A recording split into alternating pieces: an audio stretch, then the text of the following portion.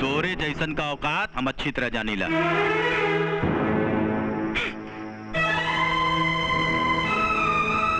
तोहरो औकात हमसे छुपल ना हो। का भाई अपना तरीका से आ चाइल तो दिल मिला गई ना। हाँ? नाचे गावे वाली का मतलब ई ना होला कि हम अपन इज्जत बेच के खाइला। गली गली घूम के कमर मटकावे वालेन छिनार कहलेन, इज्जतदार ना। ईटा के भट्टा पर काम करे वालिन के साथ अपन मुंह करिया करे वाला के भी छिनरा कहल जाला, इज्जतदार ना।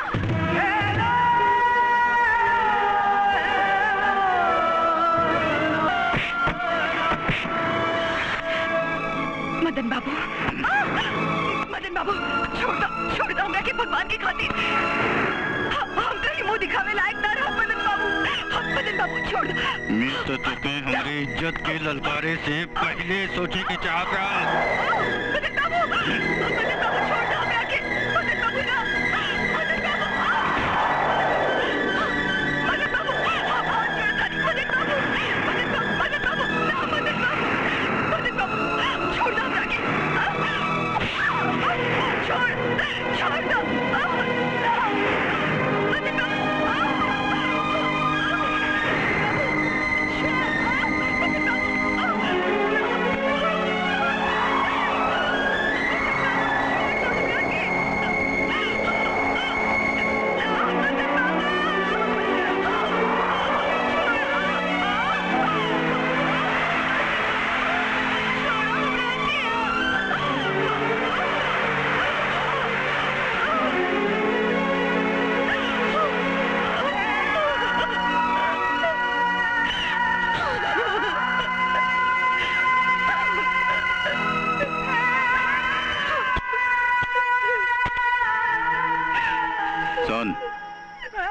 जब तोर प्यास जागी आ जाइए हमरे पास। बाकी हमरे भाई की ओर आंख उठा के भी देख ली तो आंख निकाल ले।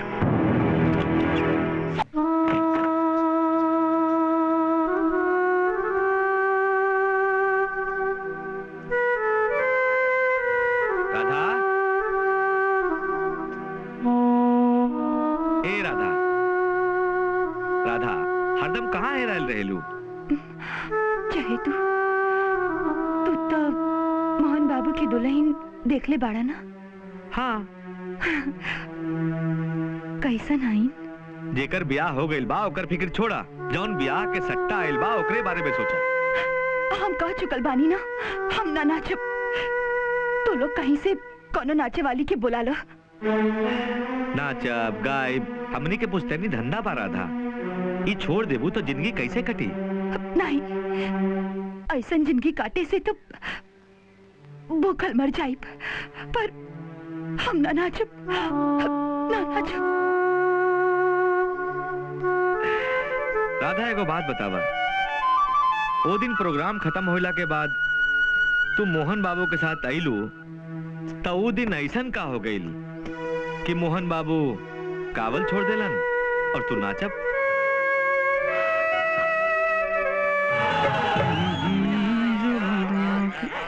अरे इका साइकिल पंचर भी साला ससुर के नाते छुछियो गैप कर दलन सा। एक तो देरी हो गई बा, अब ऊपर से 2 किलोमीटर पैदल जाए के पड़ी। राधा तू? हाँ, मोहन के राधा। यानी कि हमारे साइकिल के कर्मकांड के लिए हर काम बा। देखो हमारे साइकिल के छुछी दे दा। और तू चुड़ैल जैसे हमारे पीछे कहे लगल बड़ू? अरे तुहार पीछा था हम 7 जन्म से करत बानी। आज तोहरा के समझ में आइल। चला इतने बहुत बा। का मतलब? अच्छा छोड़ा, हमारे छुछी दे। अरे हमरा पास ना बा, अगर तोहरा के शंका हो के अरे देख लो। इका कर हम ही सब ना करेला। हर जगह जाओ, जब जगह दिखावे पे लगल रहली। विलन हाजिर। नॉर्मल सामने पब्लिक बा, जुबना लूट ली।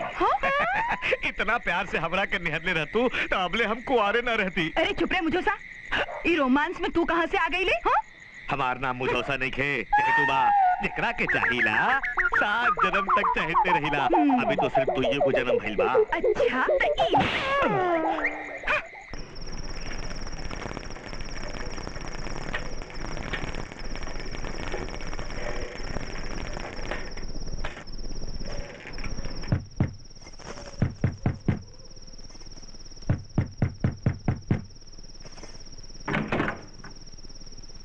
अरे मंटू इतना देर लगा तोरा खोले में? अरे भौजी मंटुआ कहाँ बा? तू अबले जाग रहल बड़ू? जौन घर का लड़का आधी आधी रात ले आवारागर्दी करे वो घर का नींद उड़ी जाला मोहन। ऐसा मत कहा भौजी, गावल बजावल हमार कमजोरी बा। ए, संगीत के सुर जब हमार कान में धीरे धीरे कान में गुंजेला ना तो हम बेचैन हो जाइला। बाकी ई भरोसा हमरा पे जिंदगी भर बनेले रहिया। ई तोहार देवर कबो आवारागर्दी ना करियन। तोहार क्रिया भौजी। अब किरिया उरिया नहीं, तू अपने कमरे में जा, हम खाना लेके आवत हनी। अच्छा ठीक बा।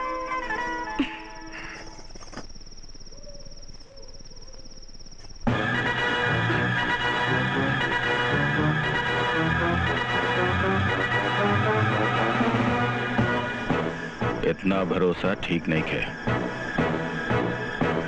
काहे? टुटला पे ठेस पहुंचेला।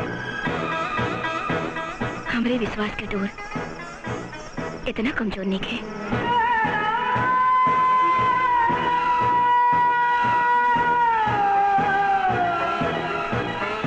साढ़े 300 साल के हमरे खानदानी इतिहास में सूरवीर रहलन, सूरमा रहलन, शिकारी रहलन, बाकी केहू फाड़ न रहल जे आधी आधी रात के गा बजा के आवाए और दिन चढ़े तक सुतल रहे।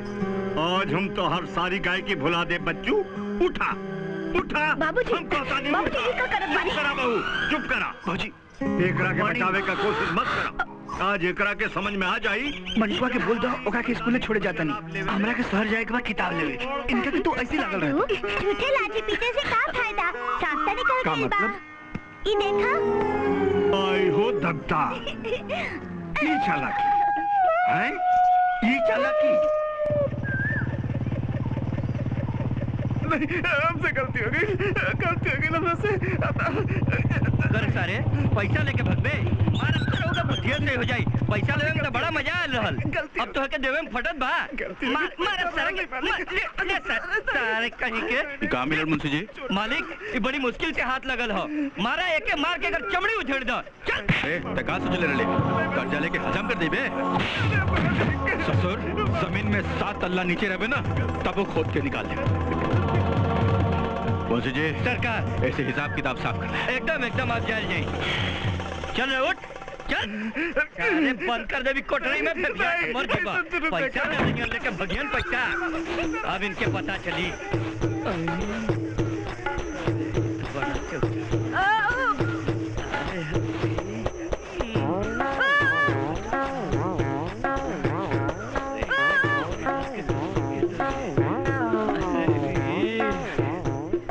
रसवंती रानी कहा गदराइल सोना जैसन जवानी, कहा ईट का भट्टा। अरे अरे तू तो महल में पल्ला में झुलावे खातिर बनल बाड़ू हो। हमार ऐसा नसीब कहाँ बा मुंशी जी। बाकी तोहरे तनख्वाह में तो हमरे इस सिंगार के खर्चा भी ना निकली। अरे रानी हाथी का दांत दिखावे का कुछ और खाए का कुछ और होला। अरे बस तू हमके एक बार मुस्कुराए के देख ला हो। तो मालिक के हम बता दे कि तोहार नजर हमरा पर बा और तोहार हाथी के दांत ओ भट्टा पर। अरे रानी काहे हमरे नसीब के गगरी पर ईट का भट्टा अड्डा के तेरे मारे के लिए उतारू हो गल बाड़ू हो। दीदी यहाँ क्या लगा हुआ? मालिक बुलावत में। अबे चल आवत है। भैया गोड़ लगा। हाँ खुश रहा। बड़ा जल्दी है लौटेला शहर से। हाँ भैया वो दुकान खुलल रहे ना, किताब जल्दी मिल गई। कल राती के भी बड़ा जल्दी है सूते चल गईला। नहीं तो बंटुआ ते ही कहत रहल। ना भैया वो हम जानत बनी मंटू तोहरा खातिर झूठ बोल सकेला, बाकी तू हमसे झूठ नहीं बोल सकता। छोड़ दा ये सब मोहन, ये सब हमन के नहीं शोभा देते। शौक तक तो ठीक बा, बाकी अब देख रहल है तुम्हारी शौक ये गाना बजाना जरूरत से ज्यादा आगे बढ़ गई बा, जकरा चलते तोहार पढ़ाई डिस्टर्ब हो रहल बा। देखा मोहन, आदमी के अपनी इज्जत मर्यादा का ख्याल रखे के चाहिए जी भैया। आ वही हिसाब से बैठब उठब भी ऊंच नीच देख के करे के चाहिए। हाँ का समझला? हाँ भैया। का बात है? कुछ ना भैया, कुछ ना। कौनो प्रॉब्लम बा का? ना भैया, हम तनी पानी पी के आई। कहा कुछ हो ना। इजा काहे कल बड़े? तू वही जगह के बड़ा। ससुर काहे के बुलावत रहले हा? ओ गॉड, गॉट इट। राधा तोरा के रिहर्सल खातिर बुलवले बिया। तो चल हम आओ तनी। ओके। अरे ससुर ओने ना ओने भैया बड़न है ना जो। अरे ससुरा ओने ना ओने भैया बड़न। भैया हमार हमन तहार ना है ना जो। Blunder mistake. वही साला एक दिन हमरा के। का बात है? भैया हाँ हमरा खातिर कौन काम बका? नहीं तो हम घरे जाते नहीं, भौजी तरकारी मंगौले बड़ी। ठीक बा। मुंशी जी ऊपर आवा, हमेशा नीचे रहला। अरे काठ पूस से भरल डगरिया चली बचा के पाँव रे।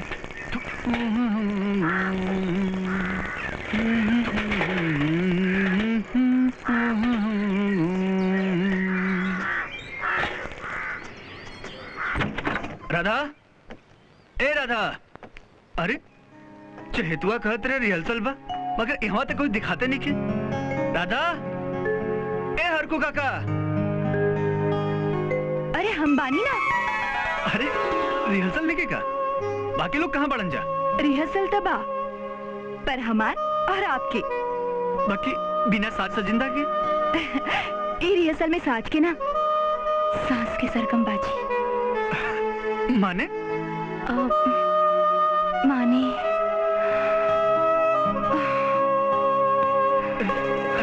इका कर तालू पागल हो गए बड़ू का? हाँ, पागल हो गए बानी तोरा प्यार में। तोरा के देखे हमार होश उड़ जाला। ये हमार दिल जोर जोर से धड़के लागेला। एकर आग में हम जरे लागेला। ये प्यार ना रहा था, ये वासना। हम तोहरा के चाहिला, लेकिन हम तोहरा कला के दीवाना बानी। हमरो प्यार में स्नेह बा, लगाव बा, लेकिन वो प्यार में तोहर ई रूप के रचको भर गुंजाइश नहीं के। नागतुल के प्यार कर हम ना जानीला। हम तो बस इतना जानीला कि ई पपिया स्वाति के बूंद का प्यासल बा। एक अपना प्यार के फुहार से बुझा दो मोहन बाबू, बुझा दो।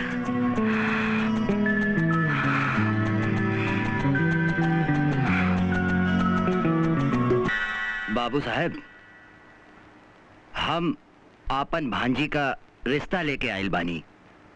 वो कहा है कि हमारा बहनोई साहब है ना, उनकर बड़ी इच्छा रहल आपके खानदान में रिश्ता जोड़े का।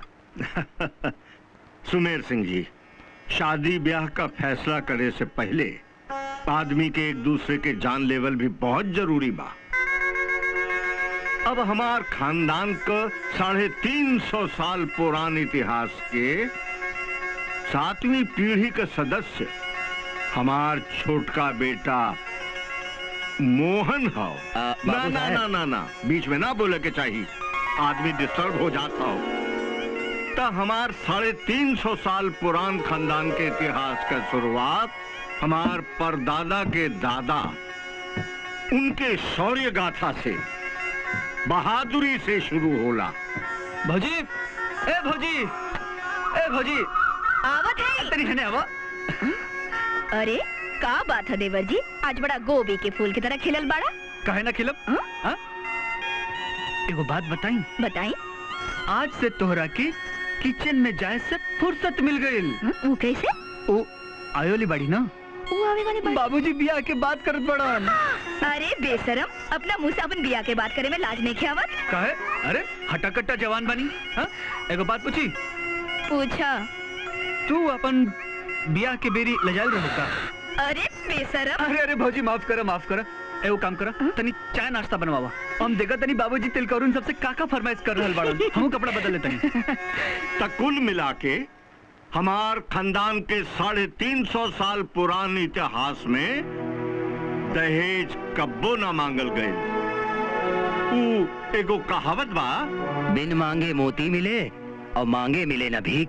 अरे कहली ना बीच में ना बोले के आदमी डिस्टर्ब हो जाता हो। हाँ, तो हमार परदादा के मोहर, असबाब, हाथी, घोड़ा, सोना चांदी मिलल, और हमार दादाजी के इतना मिलल कि गिनतीये नहीं खे। हमार बाबूजी के जितना मिलल हो ओकर तो आज भी गांव चौपाल पर चर्चा होत रहेला। हमार बड़का बेटा मदन के इतना मिलल कि का कहीं। खैर जौन मिलल सो मिलल, ओकरा बाद उ लोग 2 ट्रक भेज दिलन वो बिना मंगले।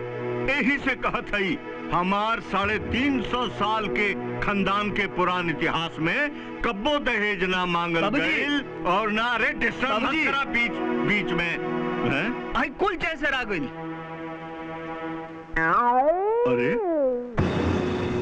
अरे कहाँ चल गए ये लोग कुल? गैलन लो। अरे हमार संस्कारी खानदान के सामने ये लोग कहाँ टिकी हैं? गैलन लो दोसर दुआरे। काहे? ऐसे किरवा दहेज ना मांगली है ना। अरे तो हम ना भी तो ना कैली।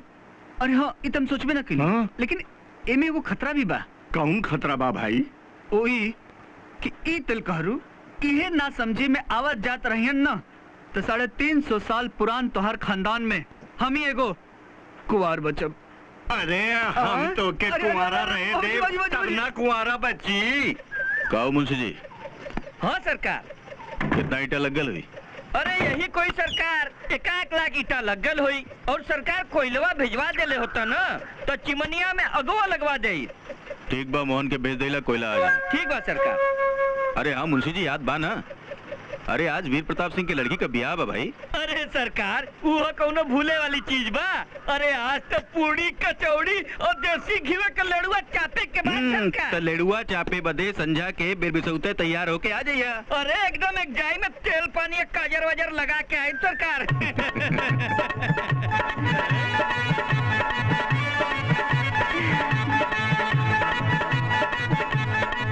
कहाँ जात हो रानी? हम नींबुआ के रस बनावे जात बानी। आय है रे मालिक प्यासल होइयन ना? अरे हम 15 दिन से पियासल है। तनी सी हमो के पिया दा। चल हट। अरे यही तेरे हट 10-15 हल्ला और कही डले हो तू। बाबूजी। हाँ अरे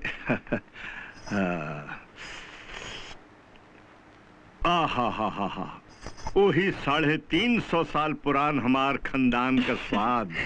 बहू हम बिल्कुल तोहरे जैसा एगो लड़की का खोज करत थी, ताकि हमार रहते हम मोहन का ब्याह वो लड़की के संगे कर दें और वो लड़की हमार खानदान के परंपरा का निर्वाह कर सके।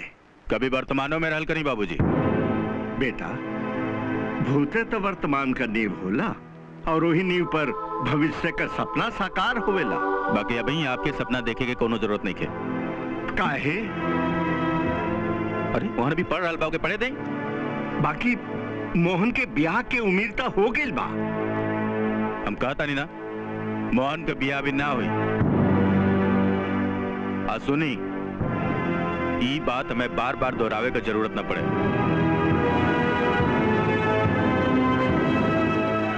कहा ये?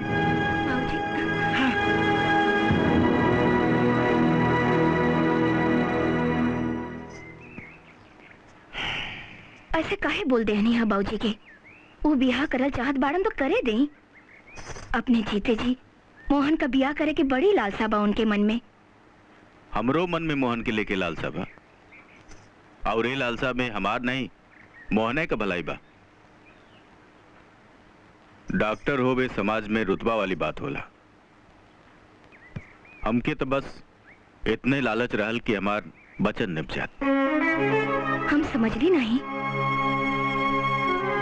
बात हमरे बचपन का। जब हम 8 साल कर रही तब हमार माई मर गई। बाबूजी का ब्याह कहीं न कहीं हुक्बे करत तब मौसी ऐसे बाबूजी का दूसरा ब्याह हो गई। मौसी हमके इतना प्यार इतना दुलार देलिन कि माई का कमी हमके कब्बो महसूस ना भई। बाकी अब एके हमार बदकिस्मती समझा या कुदरत का खेल, 3 साल के मोहन के छोड़ के मौसी हमसे बिछड़ गए। मौसी के मरे का घाव हमरे मन पर बहुत गहरा है वसुधा। अगर मौसी के सही समय पर सही इलाज मिलल रहत तो शायद मौसी।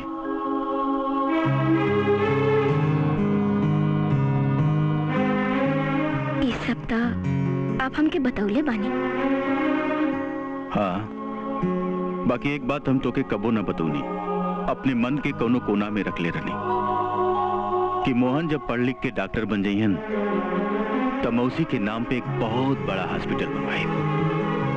अब मोहन वो हॉस्पिटल का हेड डॉक्टर रहियन।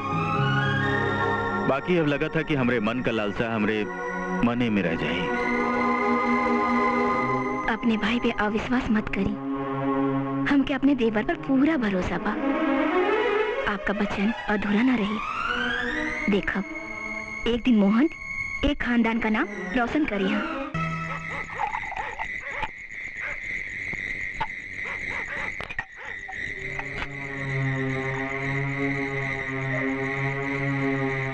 मुंशी जी। जी सरकार। अपमान के इतना बड़ा घूंट ए जीवन में पिए के पड़ी, ये ना सोच ले रही हैं।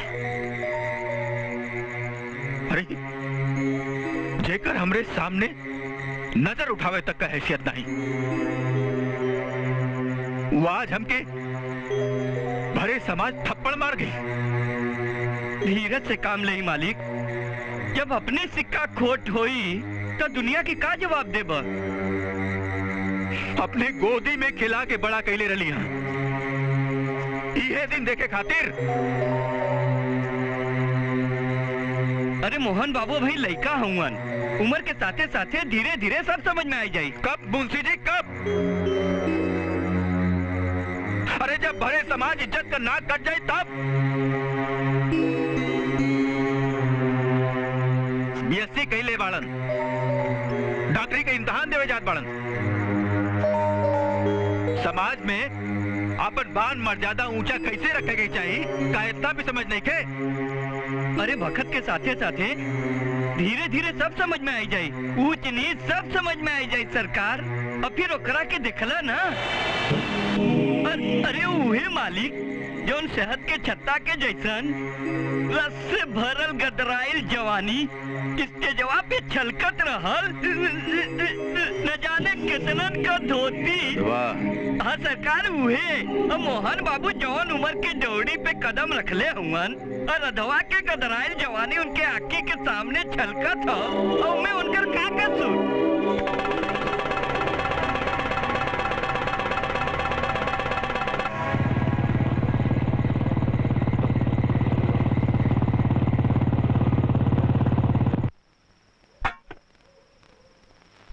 हरको,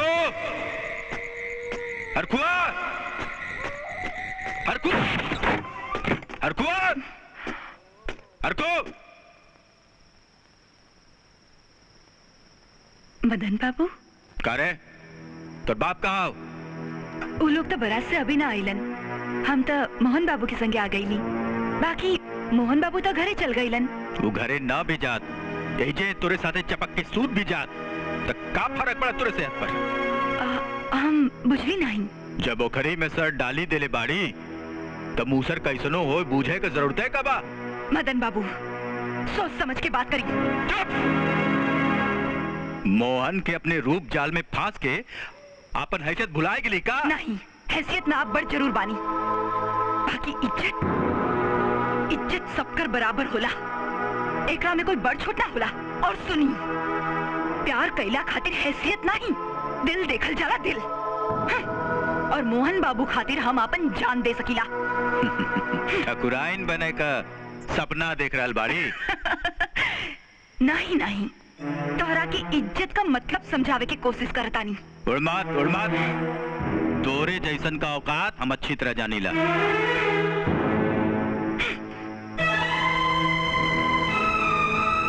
तोहरो औकात हमसे छुपल ना हो। का भाई? ना पर तरीका से आ चाइल ततिल मिला गई ना। हाँ नाचे गावे वाली का मतलब ई ना होला कि हम अपन इज्जत बेच के खाइला। गली गली घूम के कमर मटकावे वालेन शिनार कहलेन, इज्जतदार ना। ईटा के भट्टा पर काम करे वालिन के साथ अपन मुंह करिया करे वाला के भी छिनरा कहल जाला, इज्जतदार ना।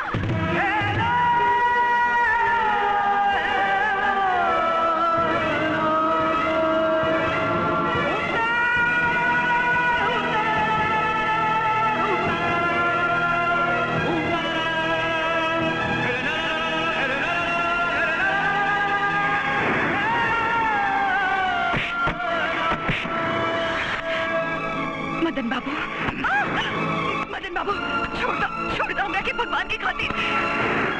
हम तो ही मुंह दिखावे लायक ना रहा मदन बाबू छोड़ दो। मैं तो तुके हमारी इज्जत के ललकारे से पहले सोचे के चाहत रहा। मदन बाबू छोड़ दो हमरा के। मदन बाबू ना, मदन बाबू आप हाथ छोड़ दो। मदन बाबू ना, मदन बाबू छोड़ दो हमरा के। छोड़ दो मदन बाबू।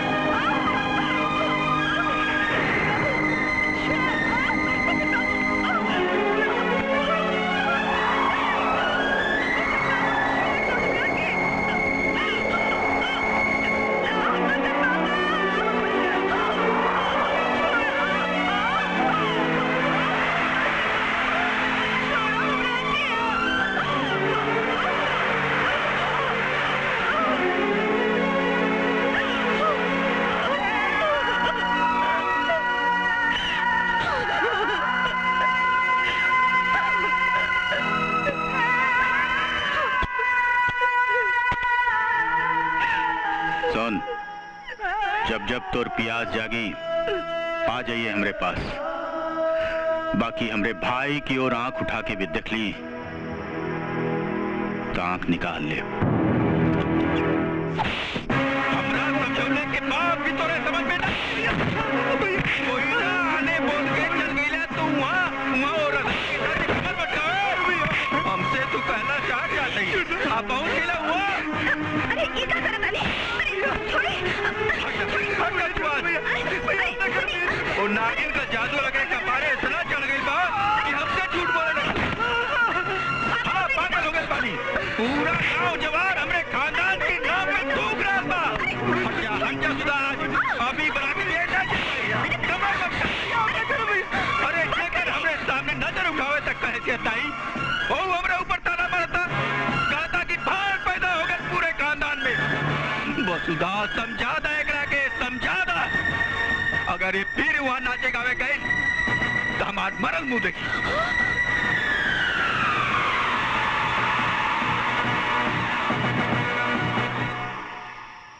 बाबूजी एक ब्याह तय कर दी, जितना जल्दी होकर ब्याह करनी। आवारा हो गई बस जगहदारी कराई हमने के खानदान का। हमरे लाख समझौले के बाद भी अगर समझ में ना आई कुल खानदान का इज्जत माटी में मिलाओ पे उतारूबा।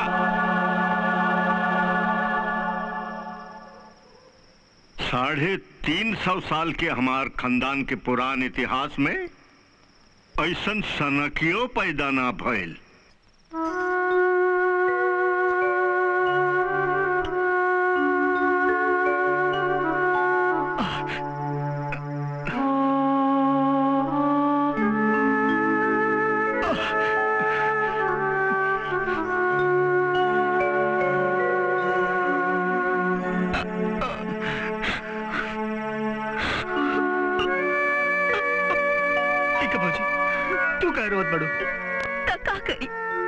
जब किस्मत में रोले लिखल बाता हंसी कैसे तोरे भैया के तोरे ऊपर बड़ा अभिमान रहल।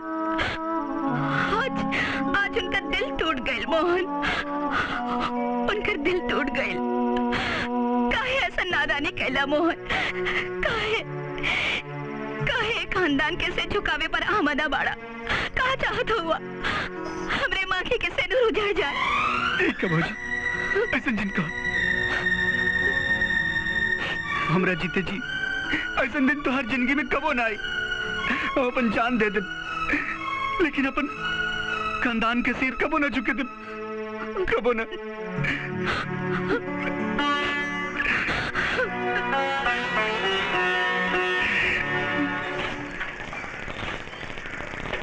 आई आई मोहन बाबू आई। जयराम जी के चाचा। जयराम जी की बैठी ना ठीक बा का बात बा? पूरा नाटक मंडली एक जगह जमा बा और सबके चेहरा पे 12 बजल बा। हाँ का बात बा? बात ही बा मोहन बाबू कि हमहन के बाप दादा के जमाने से जो नाला पंडिताने से हो के गांव के बाहर जात रहला ओकरा के बंद कर देलन। का ये तो ठीक बात नहीं है। अरे छोड़ी मोहन बाबू, अरे ये सब हमनी के आपस के झगड़ा बा।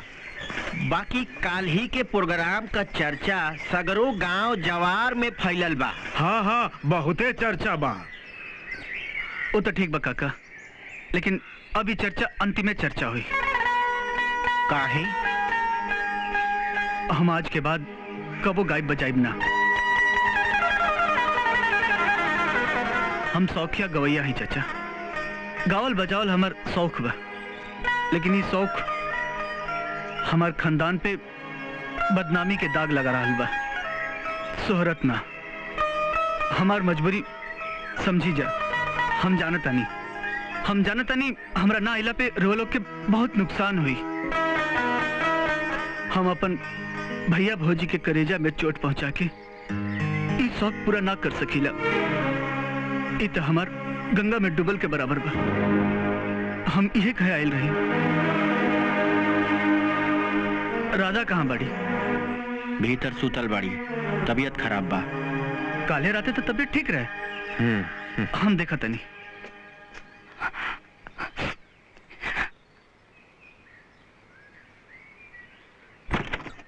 राधा, राधा, राधा, ए राधा, अरे हम गावल छोड़ ले बानी, गांव नहीं छोड़ ले। अच्छा, तो हमार गायकी छोड़ते तू हमरा से मुंह मोड़ ले लू? राधा, हम अपन देवता समान भाई के पूरा समाज में ताना सुने खातिर मजबूर कर देले बानी, और हमरा कारण देवी जैसन भौजी के बहुत दुख पहुंचल बा। हमार मजबूरी समझा राधा। राधा, जे हमार खुशी के खातिर अपन दुख विसार देलस, आज उनकरा के इतना बड़ दुख पहुंचा के बहुत बड़ा पाप के भागी हो गई बनी। राधा, हमरा शरीर के रोआ रोआ भी भैया भौजी के कर्जदार बा। राधा, एक उतारे में हमार गाना का हमार जान भी छूट जाई ना तो वो कम होगी।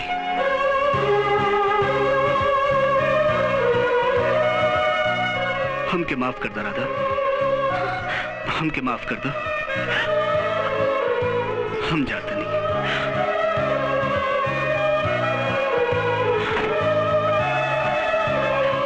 मोहन बाबू,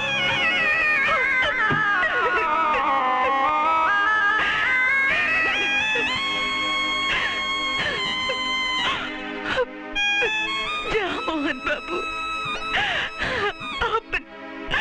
अपन फर्ज निभावा। तारा खुशी के खातिर हम हर दुख उठा ले। और राज हमरा चिता के साथ जल के राख हो जाए। जा मोहन बाबू,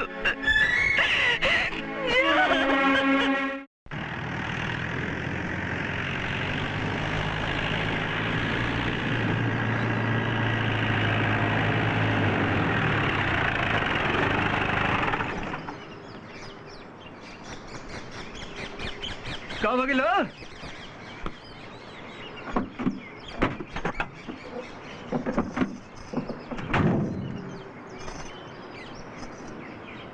का बैलगाड़ी में देवर जी? बड़ा चुपचाप बाड़ा, का बात है? का जाने भौजी आजकल रुगिया गिल भी है।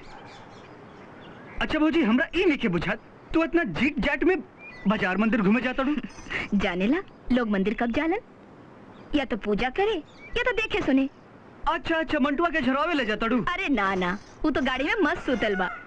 तो काहे खातिर? तोहरे खातिर। हमरा खातिर? हमका कोनो मंदिर में पूजा करे नी। अरे ना ना, लड़की देखे। लड़की देखे? वो केकरा खातिर? तोहरे बियाह खातिर। जहाँ तोहर बात चल रहा बना, वो लोग मंदिर में मिली हन। तो के लड़की पसंद आई तो हाँ कर दिया, नहीं तो ना। मंदिर के भीड़ में लड़की देखे खातिर? अरे मंदिर के भीड़ में तो के अपन काम करे कहा। ओहो भाभी, बाकी भाभी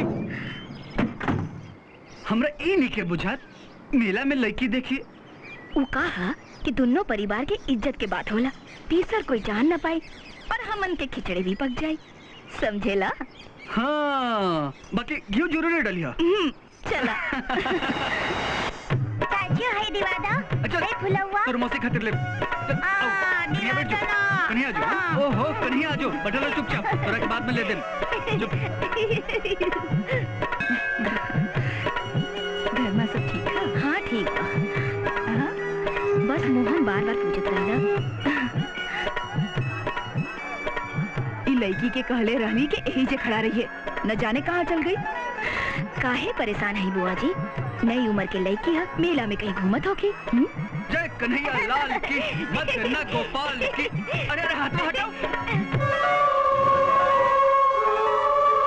चाचू कौनो छुछुनर देखा गई का?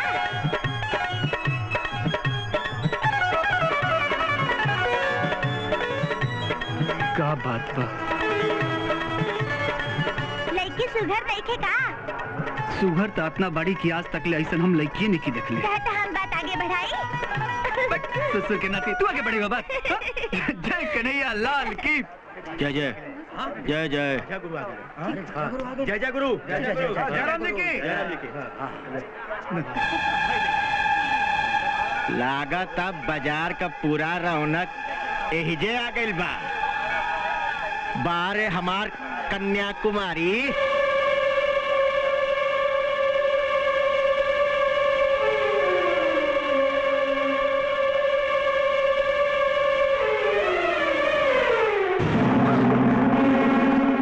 अरे कहाँ रहलू हमार जलपरी, हमार रानी? ई ऐश्वर्या का गुस्सा, प्रियंका का पियरी हो। अरे पूजा, ये का हो रहा? ये तू का करत हुआ? तो के मालूम नहीं खे कि कौन घर के लड़की है? आय हाय हमार जलेबी जान।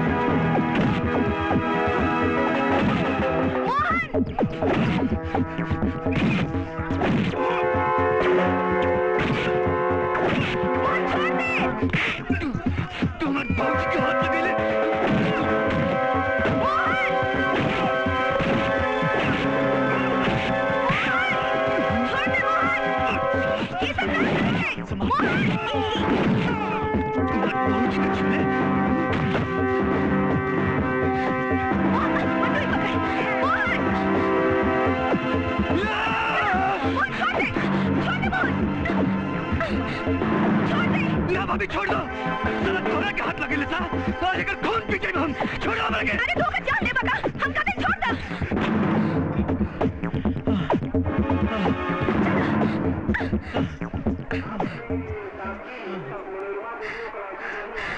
शांत हो जा मोहन, गुस्सा थूक दा। ये देख, यह पूजा, पूजा, ये हमरा देवर मोहन। तब तो ये रिश्ता पक्का। जी पक्का का? हमरे कान में तो अभी से सहनाई की गूंज सुनाई देता।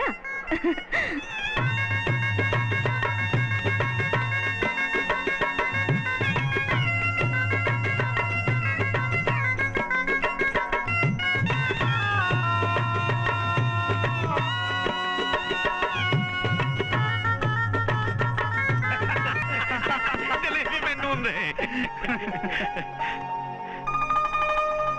350 साल पुरान खानदानी इतिहास में आज 7वीं पीढ़ी के आखिरी सुहाग रात बा। ये कैसन रात होला हो? चुप, बीच में ना बोले के, आदमी डिस्टर्ब हो जाला। बाकी हम डिस्टर्ब हो रहल बानी ई रात के सस्पेंस में। अरे बेवकूफ, इस सस्पेंस के रात ना हो, ई रोमांस के रात। रोमांस। ई डिस्टर्ब के रात ना हो। हाँ, ई प्यार के बरसात के रात है। प्यार के बरसात ई बरसात हमार जिंदगी में कब हुई? जब तो दिन खराब हुई। हमार दिन खराब हुई। I am not understanding. अब हमके देख भौजी हमरा के हमरे कमरा से बाहर निकाल के उन्हीं की दुल्हनिया के अंदर बैठा देली। भौजी भाई सुहाग रात के पहला चरण में इतना जोरदार धक्का। मायरे माई आगे का हुई? अरे ये क्या हंसता? अच्छा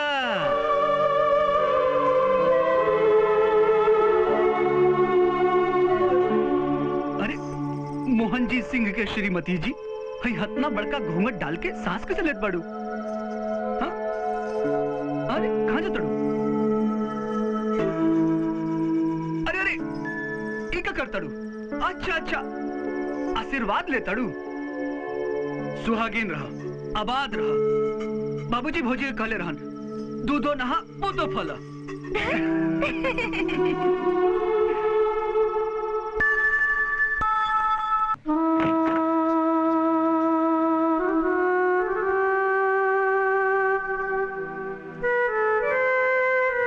राधा, ए राधा, राधा हरदम कहाँ है रहेलू? चाहे तू तो मोहन बाबू की दुल्हन देख ले बाड़ा ना? हाँ। कैसन आईन? जेकर ब्याह हो गइल बा ओकर फिक्र छोड़ा, जौन ब्याह के सट्टा आइल बा ओकरे बारे में सोचा। हम कह चुकल बानी ना हम ना नाचब। तो लोग कहीं से कोनो नाचे वाली के बुला लो। नाचब गायब हमनी के पुस्तैनी धंधा पा रहा था। ये छोड़ देबू तो जिंदगी कैसे कटी? नहीं ऐसा जिंदगी काटे से तो भूखल मर जाइब। पर हम ना नाचब, ना नाचब। राधा एगो बात बतावा, वो दिन प्रोग्राम खत्म होला के बाद तू मोहन बाबू के साथ आइलू तो वो दिन ऐसन का हो गइल कि मोहन बाबू कावल छोड़ देलन और तू नाचब?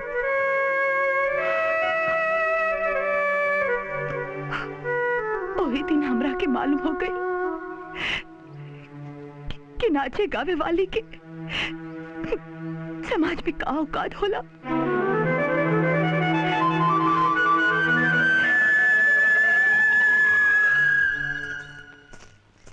दीदी अरे आवा आवा पूजा बैठा। ये मसाला कूट दा। जी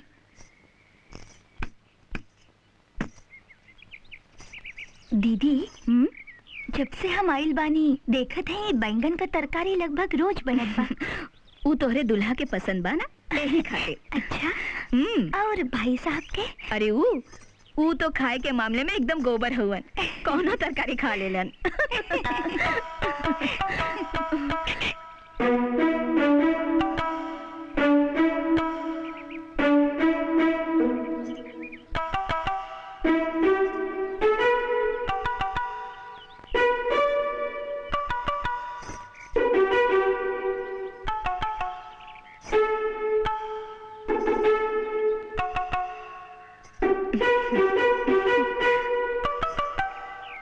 जा जी अरे जा ना।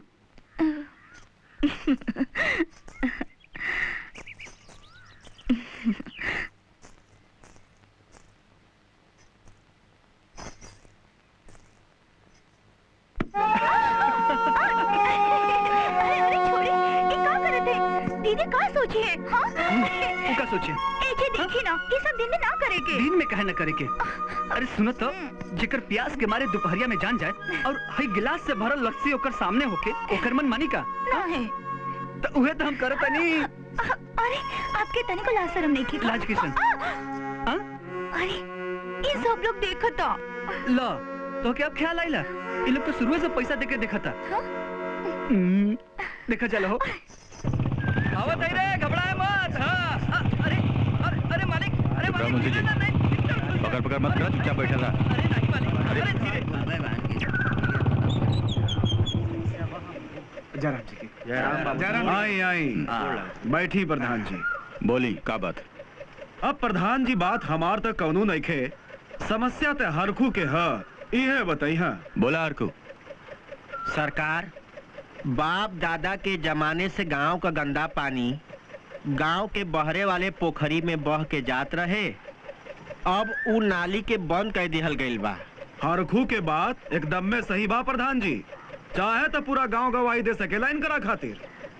बिल्कुल बिल्कुल सर। लेकिन जब नाली बनल रहे तब गांव की आबादी बहुत कम रहे और गढ़ही गांव के बाहर रहल। लेकिन अब धीरे धीरे गांव की आबादी गइल बा बढ़। अरे हम खुद मजबूरी में आपन मकान गढ़ही के ओपार बनवैले हैं। अब तो इनकरा घर के पानी हमरा दरवाजा से होके बहेला। सरकार, पुरनियन के जमाने से जौन नाली बहत आवत बा ओके बंद करके हमनी के पानी कहीं और काहे ले जाए? फिर पिछवाड़े में गंदगी होई तो बीमारी ना फैली। अब ये लोग अपना घर के गंदगी हमारा घर के सामने से बही है। अनीत की राह पे मत चल हरखू। बाकी सरकार, इहवा से उहवा तक के नाली बनाई के करे नाचे गावे में तुरहन के जवानी के गुण चाट गल बका। फरसा चलावे में नानी याद आ रहल बा। नाली तुरहन के खुद खोदे के पड़ी। ये हमार फैसला हो।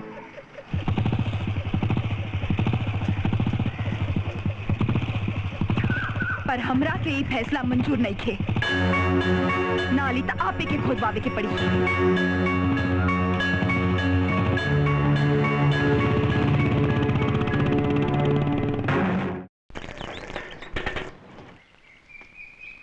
ठाकुर साहब, ठाकुर साहब। का हो रामधन, का हो? ई ले ही चिट्ठी आइल बा। अच्छा अच्छा, अरे ये तो मोहन के मेडिकल के परीक्षा की चिट्ठी है। भाभी, हम 2 दिन खातिर जाता नहीं, तू इतना सामान भर दलू। पूजा भी तोहरे साथ जात बा। पूजा? भाभी, हम इम्तिहान देवे जाता नहीं, कोनो ससुरारी ना। ई तोहरे भैया के हुक्म बा। भाभी, हमरा ये नहीं के बुझत कि भैया हमरा के डॉक्टर बनावल चाहत हन कि घर जमाई। पूजा के अम्मा जी से तोहार भैया के बात भई। अब पूजा के नैहर से आके 2-2.5 महीना हो गए। ओकर भी कहीं घूमे फिरे के मन करा था। एक लेके कहीं घूम फिर आवा। पूजा भी अपने अम्मा जी से मिल ली और आवे के बेरिए के साथ ले लिया, समझला? अब जा जा। जियत रह। मंटुआ के ठीक से रखिए। अब हो। यादव जी। मालिक। एगो काम करी जी। इतनी बैग हमारे ससुरारी पहुंचा दे। ठीक बा। अब देखी भौजी को मत बताए। ना हम तनी वो काम से जाते नहीं। जी। 350 साल में केहू अपन ससुराल ना गइल रहल। तू हो दादू? हाँ हम हूँ। चुप करा, आदमी डिस्टर्ब हो जाता। अरे बहू, कुल तैयारी हो गइल? जी। बस बस बस बस, जिया जिया खुश रहा। दूधो नहावा पूतो फला। जा। अच्छा बाबूजी, हाँ। जाता नहीं। अच्छा दीदी। मंटू बाय। चलो हो जल्दी। चलिए। आवा हो बबुआ। गोड़ लगत नहीं। अरे रे रे रे रे, ई का करत हई? भगिना ब्राह्मण होलन, मामा के गोड़ ना छुअल जाला। कौन जमाना में जिया तनी मामा जी रुआ? जमाना कौनो भी हो बेटा, हर रिश्ता नाता के एगो मर्यादा होला। ई बतावा, तोहार परीक्षा कैसन गई? First class. अब की बार हमरा के डॉक्टर बने से केहू ना रोक सके। बिल्कुल। अब की बार भैया के सपना जरूर पूरा हो जाए। बिल्कुल। पूजा कहाँ बड़ी? ऊ ता बहिन के साथे अस्पताल गइल बा। अस्पताल? ऊ काहे खातिर? पता नहीं, सवेरे चक्कर खा के गिर गइल रहे। चक्कर?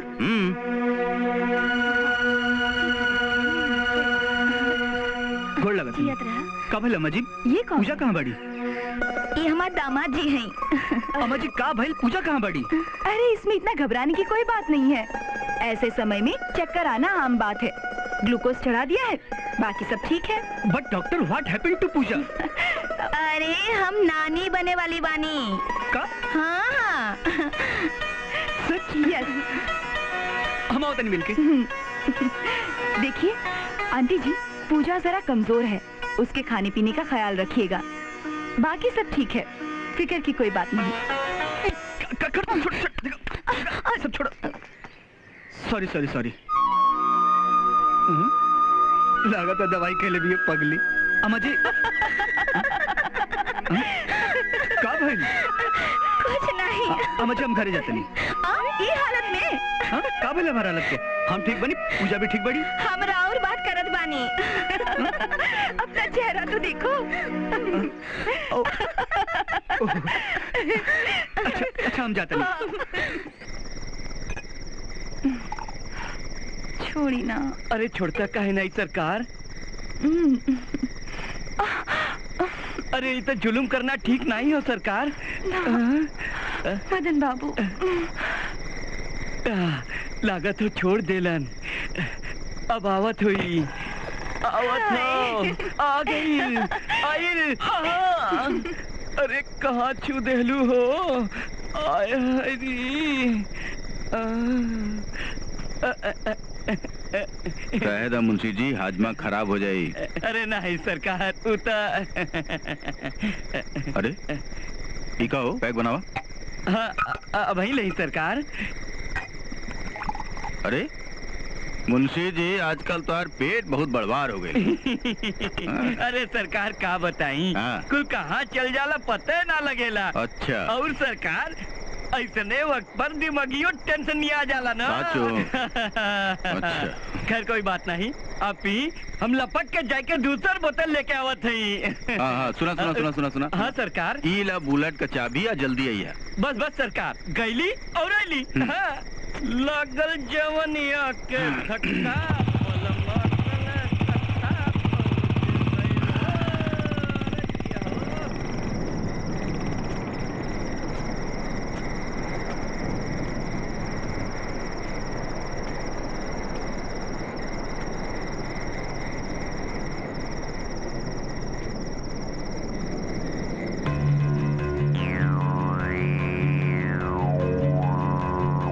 रधवा तू का भइल? हैरानी होत बा का? नहीं, ये तो हम जानत रही कि एक न एक दिन तू आई भी जरूर। ले गुट मार ले, आज बड़ा मौका पे आइल बाड़ी। मौका तो हमहू खोजत रहली हाँ, रहुआ के एगो खुशखबरी देवे खातिर।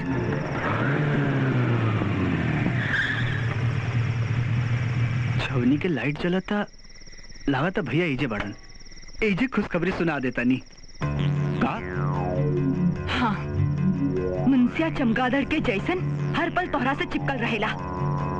और ये खुशखबरी में हम तोहरे सिवा के वो तीसरे के ना चाहत रहली हाँ। तय मुंशी जी का चिंता जीन कर, वो बड़ा काम का आदमी बाड़न। सुन, उनके साथे शहर चल जो, वो पूरा मैदान साफ करा दिया।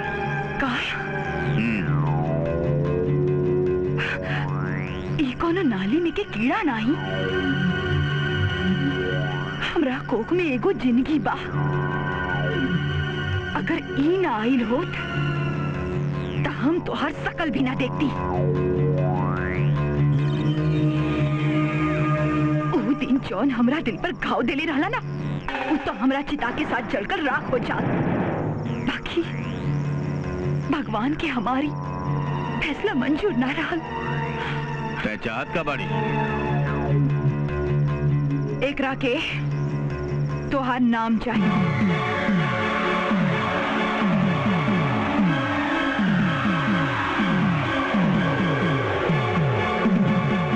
पागल हो गई बड़ी का? हाँ, पागल हो गई बानी। अरे ये तो ऊ राती के सोचे के चाहत रहल, जब एक अबला नारी के इज्जत पर तो अपन ताकत अजमौला। अरे अभी तक 3 महीना भइल बा, बाकी जैसे जैसे दिन बीती ना, ये तो हर पाप सारी दुनिया के आगे उजागर हो जाई। घड़ी पापा अभी तक के राधा ना आयल।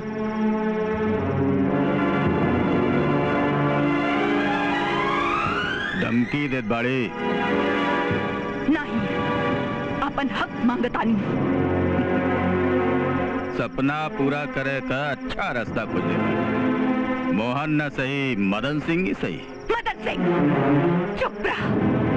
तू ओकर नाम लेबे लायक नहीं खा। हम मोहन बाबू पर न्योछावर रही, आखिर उ कबो आपन मर्यादा लांघे की कोशिश ना कैले रहलन। अगर ई जबान बंद रहल हा तो उन्हीं खातिर, काहे कि तू उनकर भाई रहला। बाकी अब हम मजबूर बानी। मदन सिंह, ई तो हर पाप अब पूरी दुनिया देखी। हमके चरित्र का पाठ जिन पढ़ा, तोरे जैसन का चरित्र हम पढ़ ले बानी। तो इहो जान ला कि जब नाचे गावे वाली के कोख से ठाकुर जन्मेला तो लोग ओकरा के हरामी कहेला, हरामी। और हम ही ना चाहत रहली कि लोग मदन सिंह के हरामी के बाप कहे।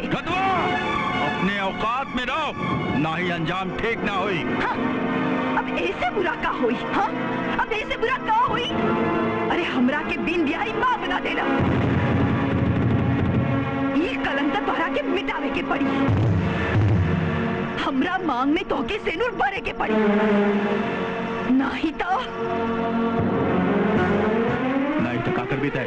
अगर करीखा हमरा मुंह पर पोताई ना तो तोहार मुंह भी उजरना है। मोहन सिंह के आंख से पर्दा उठा दे कि देखा, ये भाई के भगवान की तरफ पूछेला, कुछ शैतान है, शैतान। ठाकुराइन के बता दे कि जौन पति के परमेश्वर की तरफ पूछे लू, वो पति ना ही पापी बा।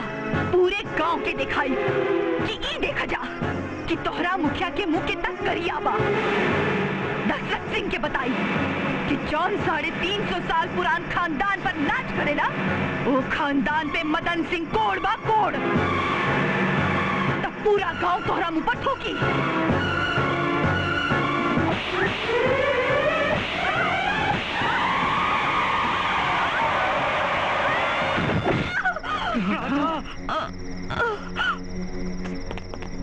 राधा, मोहन बाबू, बाबू,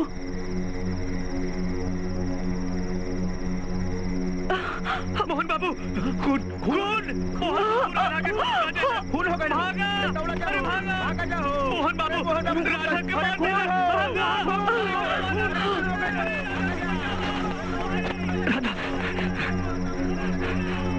राधा, राधा,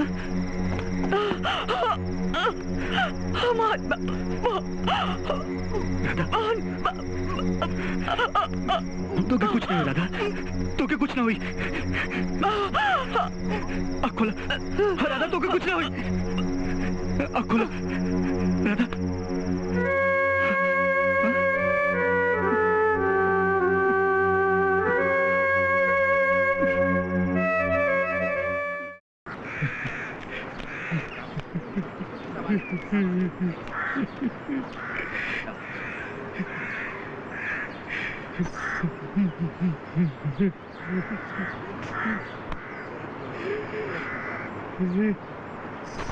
तू लोग जो जाऊन बयान दिला है ऊपर कायम रह बना। समय जरूरत दबाव पड़े पे कहीं टूट तो नहीं जाइबा। टूटेंगे काहे, काहे टूटेंगे? जवन आँख से दिखनी हा उहे कहब। सच कहे में कवन जोर जबरदस्ती। मोहन बाबू, ई मोहन बाबू राधा के छत से धक्का दे देलन। ई हमन अपन आँख से देखने हैं इंस्पेक्टर साहब, अपन आँख से देखने हैं, अपन आँख से देखने हैं।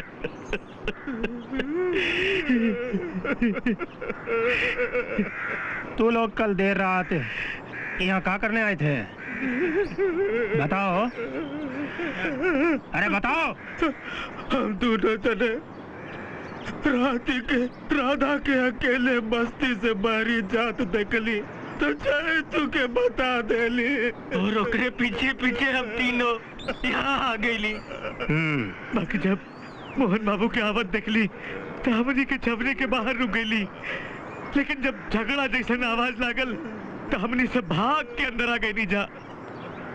तबले मोहन बाबू राधा के छत से फेंक देलन।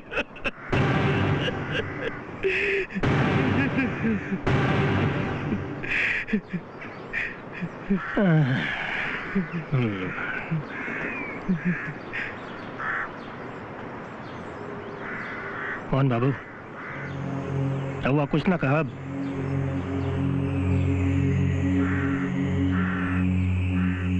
ये खामोशी का मतलब समझा था यहाँ आप।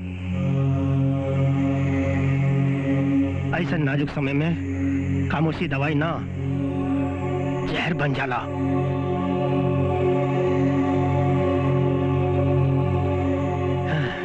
हवलदार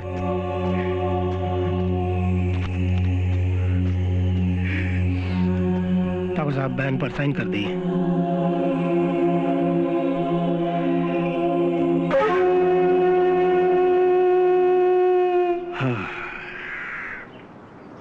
हम क्या अफसोस बा ठाकुर साहब, राधा के हत्या के जुर्म में मोहन के गिरफ्तार करे के पड़ी।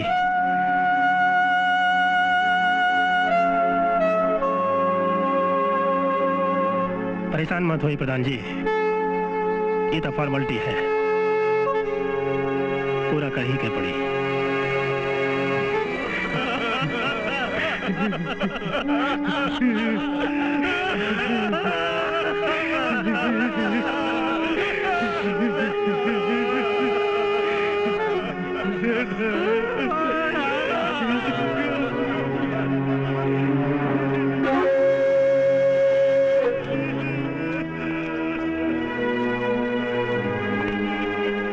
मोहन बाबू चलिए।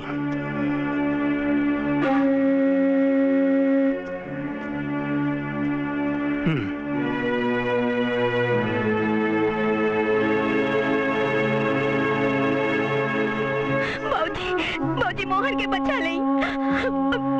चिंता मत करा बहू, 350 साल के हमरे खानदान के इतिहास में हमरे बुजुर्गन जेल जरूर गएलन, बाकी ऐसा कौनो काम ना कैलन। हमके विश्वास बा मोहन हमार बेटा हो, हमार खून हो, वो ऐसा काम ना करी, ऐसा काम ना करी, निर्दोष हो।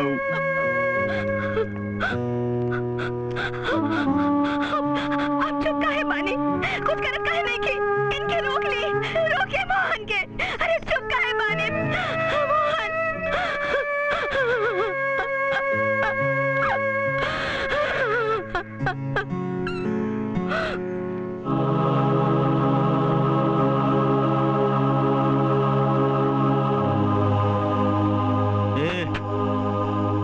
मोहन सिंह क्यों मिले आयल बातों से?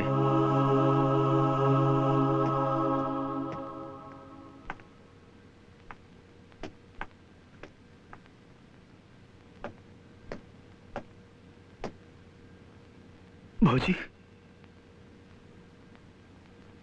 भौजी तू एजा काहे केलुआ? तो का करी? जेकर जान पिंजरा में कैद हो, वो चैन से कैसे रह सकेला?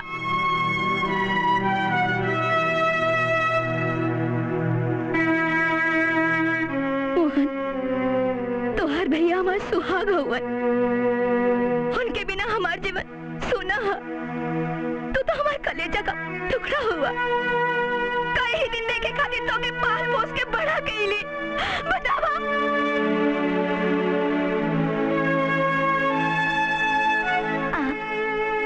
अब भौजी और भैया से तो बाप बने का खुशी बाटे आई रहली, फिर ये सब का हो गई? चुप काहे बड़ा? बोला, जब पूजा के यहाँ से घर बदे चलला था, छवनी कैसे पहुंच गई ला? वह राधा कैसे आ गई?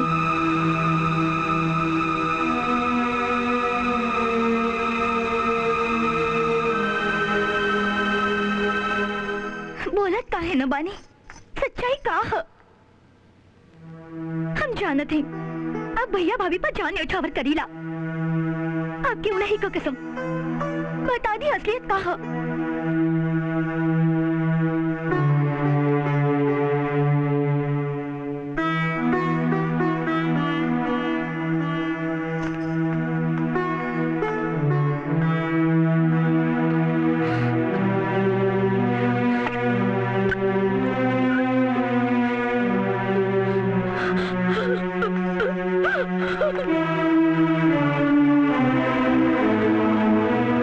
भौजी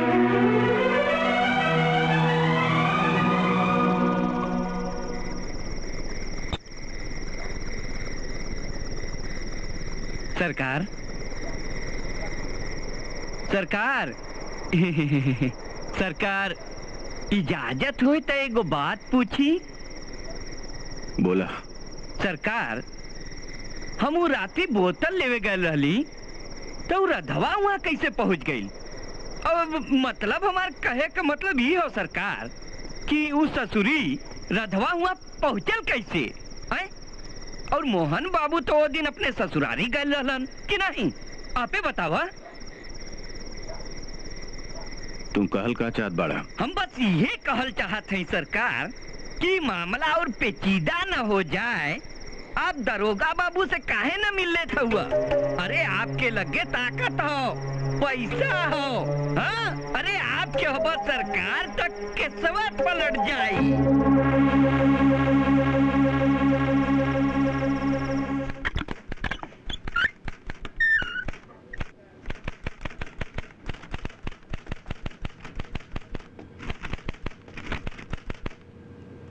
नमस्कार दरोगा जी। हाँ नमस्कार नमस्कार प्रधान जी नमस्कार। प्रधान जी पार्टी गइल बा पोस्टमार्टम खातिर। बोली का बात बा? अब ऐसे और बड़ी बात का हो सकेला दरोगा जी कि हमरे खानदान का कोई आदमी हवालात में हो। हम मजबूर बानी प्रधान जी। आप चाह लें तो का नहीं हो सकेला। बैठी बातें आते हैं। हाँ। चश्मदीद गवाह हाव प्रधान जी, चश्मदीद। पलट जाए, लिख दें कि छत से गिर के मर गई। मोहन तो बचावे का कोशिश करत रहलन। सोच समझ ली प्रधान जी, ई केस का चर्चा पूरे जवार में भइल बा। खानदानी लोगन का चर्चा तो होवे करेला दरोगा जी। लेकिन सवाल खूब उठी प्रधान जी, खूब उठी। हत्या आपकी छावनी पर भइल। मतलब राधा इतनी रात को उधर क्या करने गई थी? ये सब कहानी बनाई तो वकीलन का काम है दरोगा जी। वो लोग कोई ना कोई रास्ता निकाल ही लियन।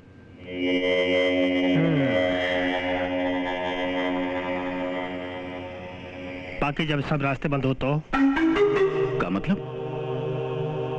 मोहन के बयान बा कि राधा के खून उहे कैले बड़न। हम मोहन से मिल सकेला? राम सिंह जी। प्रधान जी को मोहन से मिला दो। आई।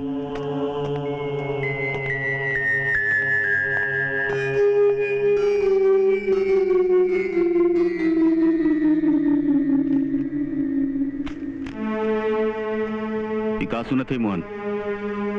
दरोगा जी कहत बाड़न कि तू अपन गुनाह कबूल कर ले बड़ा। पागल हो गल बड़ा। बोला तू काहे ऐसा किला? तोखे कौन बात कर डर रहा? हमार कि कहीं हम न फंस जाएं? ये भरम अपने मन से निकाल रहा। अदालत में अपने बयान से पलट जाइए। काहे? हम तो के बचा ले। हमरा जान के मोह लागता। जेके उंगली पकड़ा के चले सिखौली, कानी पे बिठा के घुमौली, ओकरे जान का मोह ना लगी तो राधा के जान के कोनो कीमत ना रहे। काहे ले ले ओकर जान? ओकरो माई बाबू तब लाड प्यार से पल्ले हुई ओकरा के। मोहन, बात इज्जत मर्यादा पे आ गेल रहल। हाँ, छोटकन के और गरीब के कोनो इज्जत आबरू ना होखेला। जब मन चाहे उतार दो। मोहन, हमसे जौन भैल तौन भैल। बाकी तोहू जानत बाड़ा कि ओकर कारण तू रहला। तो ठीक बा, हमके ये सजा अकेले भोगे दो। हालात समझे का कोशिश करा मोहन। अपमान के आग में हम अपन आपा खो दिले रही। और आग राधा के मौत से बुझौला? हाँ? काहे कैला ऐसन? राधा के जिंदगी के काहे डस ले तू? हम मानत बड़ी ना, हमसे जौन बहल ठीक नहीं बहल। बाकी अब का हो सकेगा? प्रायश्चित। मतलब? हम प्रायश्चित करब भैया। तोहरा बदले में हम प्रायश्चित करब। ऐसे कि तोरा एहसास हो सके कि सबके जान और इज्जत एक बराबर होखेला, केहू छोट केहू बड़ ना होखेला।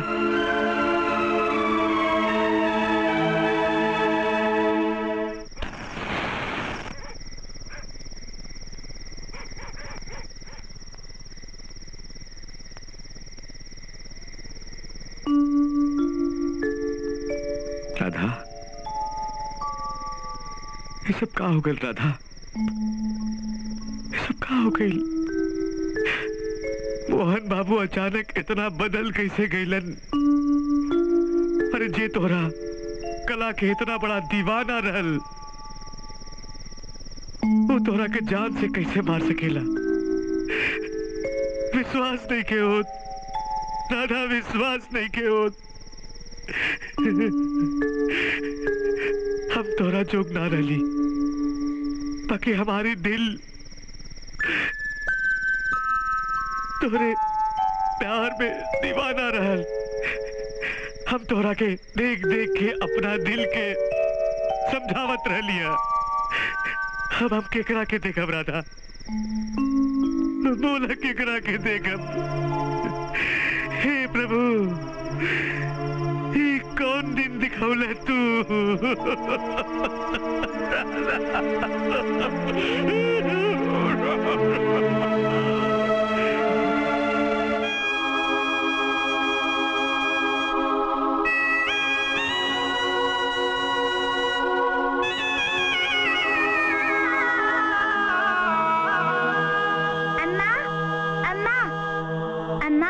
चाचू कहाँ गई बाड़न? गांव वाला कहता ना सा कि चाचू के पुलिस पकड़ के ले गई। जा जाके पूछ अपने चाचू से काहे ऐसा कैलन। खुद तो जरते बा, पूरा परिवार को वही आग में झोंक देलन। तू जा अपन कमरा में।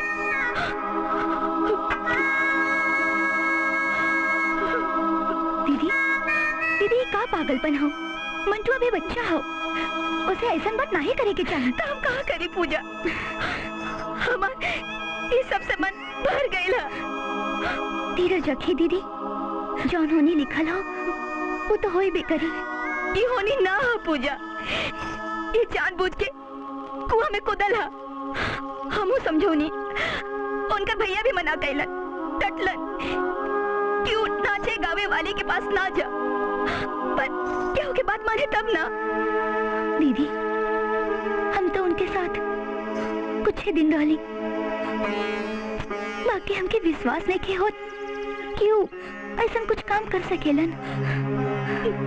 देवर नहीं, बेटा के तरह पाल पोस के बड़ा कैली, तो हम कैसे विश्वास कर सकेला?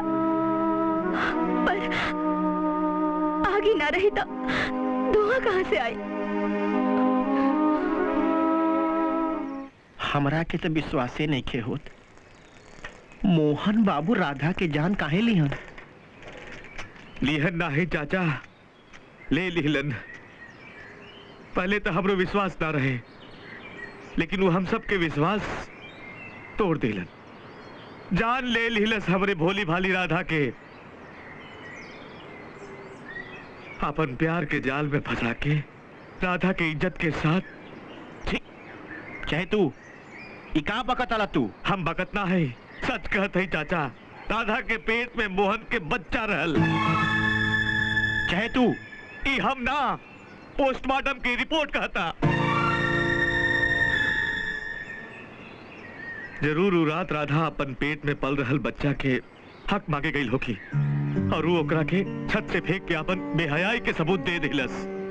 हे भगवान, ऊंच निवास नीच करतूत। काका, हमनी के गरीब बेबस लाचार जरूर है, लेकिन ये जुल्म बर्दाश्त के बाहर हो गई बा, और ये जुल्म के खिलाफ हमनी के आवाज उठा के रहब।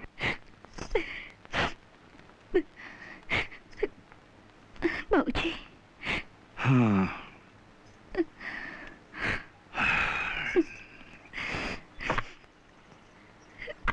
ये का बहू, तू रो रहल बाड़ू? मत रो, आंसू से मन के कमजोरी होला बहू। तू इतना छोट दुख से घबरा जाइबू तो निराशा के अलावा और कुछ हाथ ना लगी।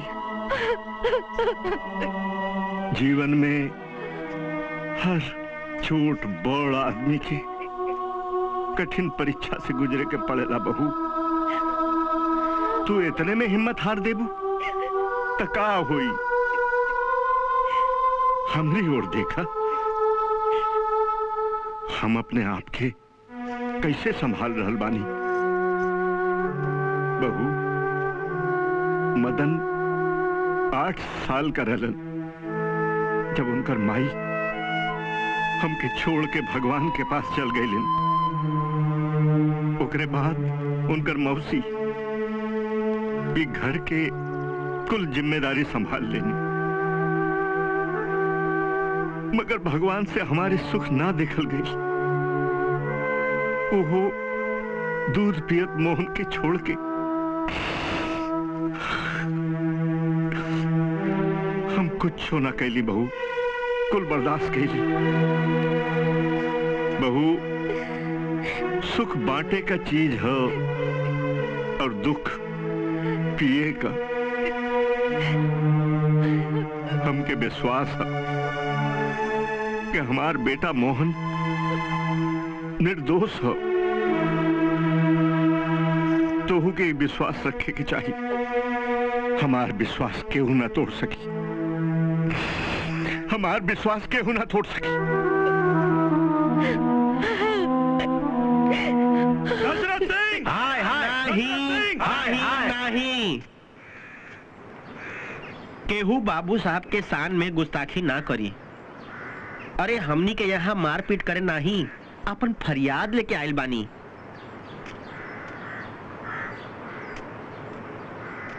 बाबू साहब का बात हो हरखू? बाबू साहब, हमनी का बड़ा इज्जत करीला जा आपका। हमारा मन में बड़ा सम्मान बा आप खातिर। बाकी मोहन बाबू जितना देखे में भोला भाला बाना, काम उतने घिनौना कैले बाना। थोड़े दिन और सब्र करा हरखू, अदालत में कुल साफ हो जाई। अरे बाबू साहब, अदालत में जौन होखी तौन होखी, लेकिन इतना बड़ा विश्वासघात सपनों में ना सोच ले रही हाँ। मोहन बाबू दूदू गो हत्या का जिम्मेवार बाड़न। दूगो? हाँ बाबू साहब, राधा के पेट में उन्हीं का बच्चा रहल है। कहा? हम नहीं कहत बाबू साहब, पोस्टमार्टम के रिपोर्ट कहता। जब वो अपन हक मंगलस तो ओके लोग मुआ दिहलन।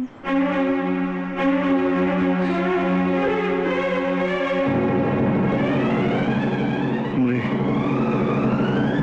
350 साल के हमरे खानदान के इतिहास में मोह का भाई? अरे बाबू साहब,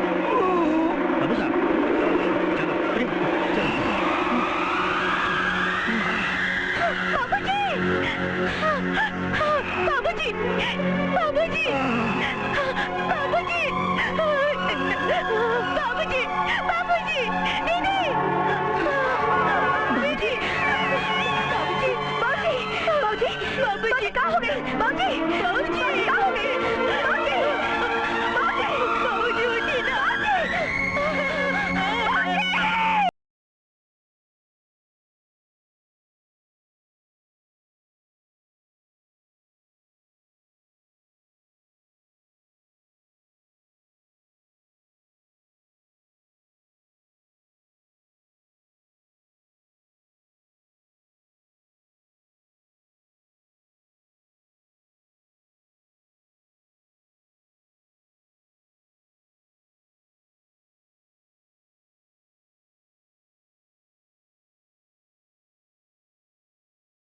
बहुत पवित्र होला मोहन, तोहरे जबान पर अच्छा नहीं खिलागत। बहुत भरोसा रहा तोहरे पर, बाकी तू बड़ा हैवान निकल। 4 जिंदगी के बर्बाद का सेहरा बा तोहरे माथे पर। हम पूछे थे जब राधा के साथ तोहर संबंध रहल तो पूजा के जिंदगी काहे नाश कैला? अपन पाप छुपावे के खातिर राधा के मार दिहला। तब वो तो हर पाप ना ही मिटल। हाँ, बाप के जरूर ले गई ला।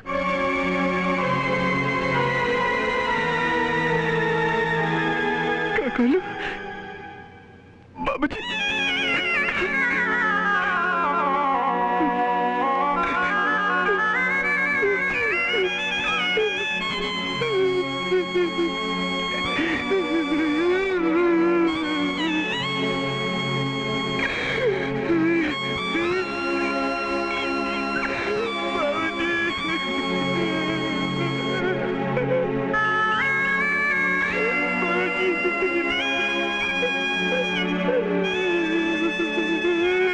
बाबूजी अपन मौत ना ही मरलन, उनके तू मरला। हम तो के जान से भी ज्यादा चाहली, बाकी अब नफरत करीला।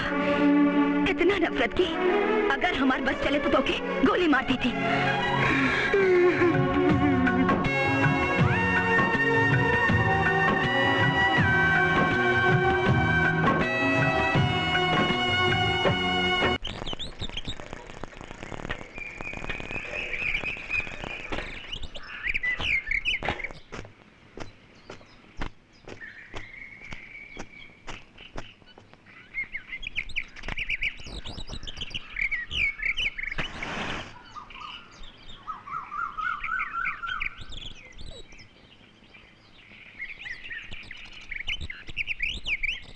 राधा,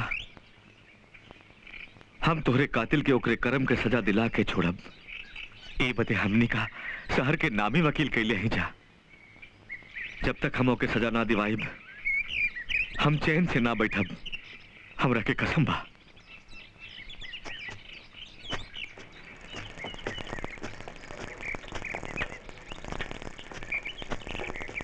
अरे अरे अरे अरे अरे ये सब क्या होता? गिरा लो। ये बड़ा तू लोग। छोड़ा हाथ। अरे अरे क्या होता है? ये बड़ा तू लोग। देखा ठीक नहीं खचा कर तू लोग। कहाँ भाई ले? सरकार। ओहो, अच्छा, ताप का इशारा पर ही सब हो रहल बा। सरकार, जानत हुआ राधवा के केस के लेके पूरा बिरादरी इकट्ठा कर ले बा और राधवा के केस के लड़े खातिर हरपाल चौधरी को वकील कर ले बा। बोले कैले हुए कि नहीं? हरपाल चौधरी? हाँ, हरपाल चौधरी राधा के कातिल मोहन बाबू के फांसी के फंदा तक पहुंचा के दम ले। तय हमके आग दिखाओ बाड़े। सरकार, एक काम तमाम का दस्ता है। हमरा के मारा हमरा के गोली। मारा गोली हमरा के। मारा प्रधान जी, मारा। प्रधान जी, ई राधा के केस के चश्मदीद गवाबा। एक मार के एक और मुसीबत का ही मोल लेता नहीं। अपने आप पर काबू रखी, काबू रखी। का काबू रखी दरोगा जी? ये हमरा के ललकारा था। नहीं, उकसा बताओ। चल निकल, निकल यहाँ से, नहीं तो मारेंगे जूता से। हम तो जाते रहनी है। ये लोग हमरा के रोक देलन है। हमार साइकिल उठा के दा। मुंशी साइकिल देकर। अबे पकड़। गोली मारी और जगह के भूंज के रखते और एकर मन ज्यादा हो गई बा। गोली मारबा। चला गोली। चल। तुमको बोला निकलो यहाँ से। निकल। हम तो जी सरकार, पानी की तरफ बहावा। जी जी। हरपाल सिंह चौधरी से बड़ा वकील करा। जैसन हुकुम मालिक का। बाकी अगली पेशी में मोहन सिंह बरी होए के चाहिए। अरे जब आपके भाई ने गुनाह कबूल कर लिया है तो बड़े से बड़ा वकील क्या करेगा? और ऊपर से हरपाल चौधरी जैसा वकील। अरे उसका तो बयान ही फैसले का फरमान है। योर ऑनर, पिछली तमाम तारीखों में हुई बहस, दलील और गवाही से राधा हत्याकांड की तस्वीर बिल्कुल साफ है। मुलजिम मोहन सिंह राधा के साथ नाचते थे, गाते थे और इसी दौरान दोनों में प्यार हुआ। प्यार परवान चढ़ा और सारी दुनिया मिटती चली गई। इस कहानी में मोड़ तब आया योर ऑनर जब मोहन की शादी हो गई और उसने राधा से अपना मुंह मोड़ लिया। इस बेवफाई से राधा टूट गई। वो शायद टूट टूट कर खुद ही मरने वाली थी, लेकिन जब उसे इस बात का पता चला कि वो मोहन के बच्चे की मां बनने वाली है तो उसने अपने बेटे का हक मोहन से मांगा। बात और बड़ी योर ऑनर, मोहन ने राधा को छत से धक्का दे दिया और उसके साथ साथ उसके पेट में पल रहे उस अबोध की भी सांसें बंद हो गई। एक जघन्य अपराध है योर ऑनर। यह मासूम नहीं, यह बेरहम, वहशी और दरिंदा है। इसे ऐसी सजा मिलनी चाहिए योर ऑनर कि फिर कोई दूसरा इस तरह का दुस्साहस न कर सके। बल्कि मैं अदालत से यह दरख्वास्त करता हूं कि मोहन सिंह को फांसी की सजा दी जाए।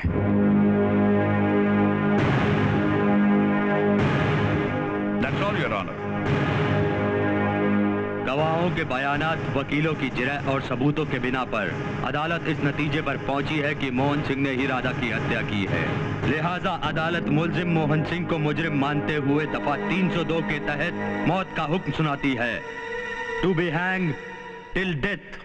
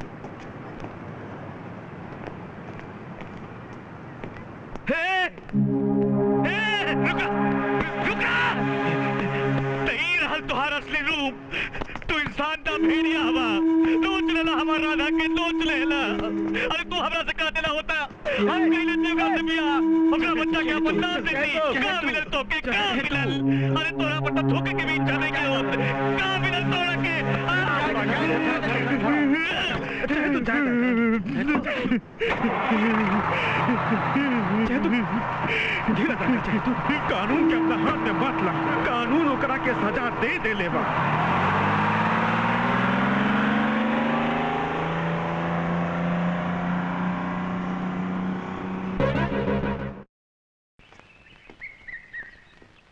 चाची, चाची, तू तो कहले रहलो कि चाचू 2-4 दिन में आ जाई हन, लेकिन मुझे काका कहलन कि वो जेल में बाड़न, अब कबो ना आई हन। बोलो ना। मंटू, तो जा कपड़ा बदल ला। पूजा, पूजा हमके देखा, हमरे मन से पूछ के हमरे ऊपर का बीतत बा। ऐसन हाल करके छोड़लन कि ना जी सकीला ना मर सकीला, कलेजा छलनी कर देला। दीदी, अब हमरे किस्मत में जौन लिखल हो तो केहू का कर सकेला। हमरे माथे जौन दाग लगे के रहल वो तो लगी गई, बाकी ये मासूम का का कसूर रहल। एकरे माथे तो दुनिया में आवे से पहले ही दाग लग गई। जब ये आँख खोली अपने बाप का कर तो जानी, लोगन का ताना सही। तो एकरे सवाल का हम कहाँ जवाब देब कि तोहार बाप पूजा, बंद कराई रोना धोना।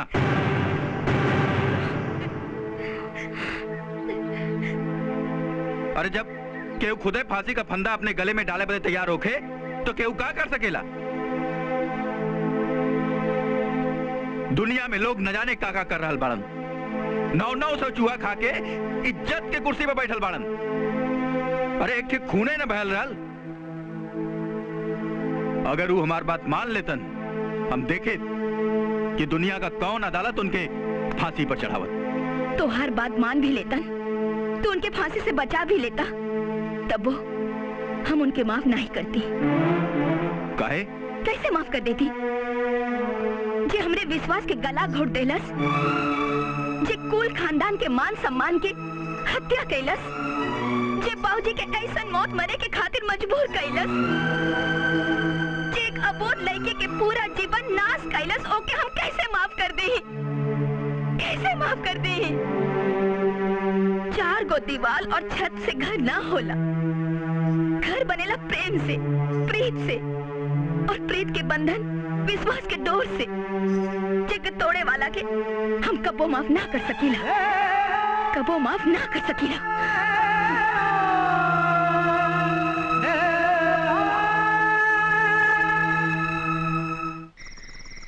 चार गो दीवार और छत से घर ना होला, घर बनेला प्रेम से, प्रीत से। रुका तही रहल तुहार असली रूप। तू इंसान का भेड़िया हवा, नोच लेला हमार राधा के, नोच लेला। अरे तू हमरा से का देना होता, हम कहीं नहीं देवा दुनिया। ओकरा बच्चा के अपन नाम देती, का मिलल तोके, का मिलल? अरे तोरा मतलब धोखे के बीच जाने की होत। To be hang till death.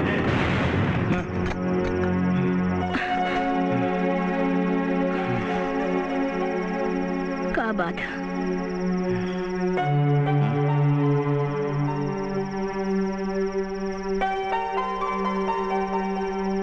भुला जाई मोहन के, हमन तो बेवकूफ रहली, बाकी मोहन के मन में हमरा ममता दुलार के कोनो पक्ति ना रहल। मान सम्मान तो दुबई भी कैलन, बुढ़ौते में बाबूजी की ऐसन मौत मरलन। अरे ऐसन औलाद से तो बे औलाद भला।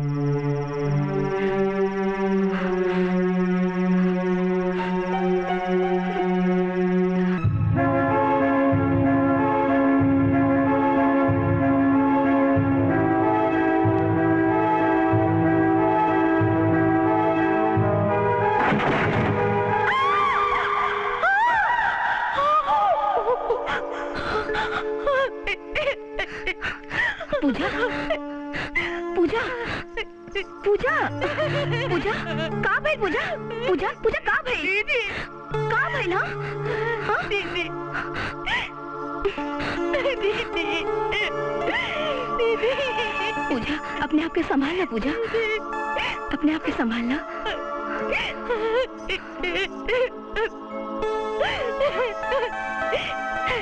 दीदी दीदी एक एक पल जो मर मर के जी रहा हो, वो कैसे अपने आप के संभाली?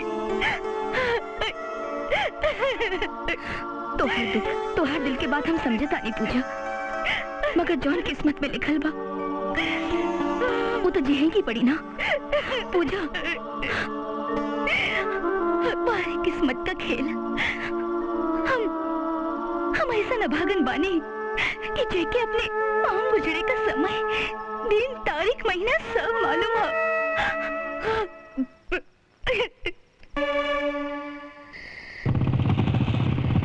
मदन, मदन जी, ई घर की जिम्मेदारी हम आज से तोके सौंपत बानी। मुखिया के कर्तव्य होला कि अपना खुशी से पहले घर के और लोगन के खुशी देखे। वचन द हमके कि तू ये जिम्मेदारी निभाईबा। बेरहम वैश्य और दरिंदा हम प्रायश्चित करब भैया। तू इंसान का भेड़िया हवा, to be hang till death. नोच लेला हमार राधा के। चार गो दीवार और छत से घर ना होला, घर बनेला प्रेम से, प्रीत से। हम प्रायश्चित करब भैया। नहीं पापी, तू नहीं पापी, हम बानी, हम बानी। काहे कि हम अपन धर्म निभावे से पीछे हट गई। हम डरपोक बाड़ी मोहन, डरपोक। बाकी हमके अपने जान का डर ना रहल मोहन। तेरे भौजी का कहावत हमके देवता से पढ़ के पूछली, उभरम टूटा तो उन पर का गुजरत। यही डर मोहन, यही डर हमके मजबूर कर देलस मोहन। सरकार टिकुल का बड़बड़ाते हुआ? हाँ मुंशी जी, इस सब का जिम्मेदार हम बानी, हम। बारात में भई लो रात अपने अपमान के आग में जरत हम हरकुआ के घरे होके धमकावे गई। ऊ तो ना मिलल, रधवा मिल गई। ऊ ससुरी हमई के फुफकारे लगल, ओकर कैंची जैसन जबान हमरे भीतर लगल आगी के और भड़का देले, और वही हम ओकर इज्जत उतार देली। और रात का हमार बाप हमरे सामने सिर उठा के नाचे लगल।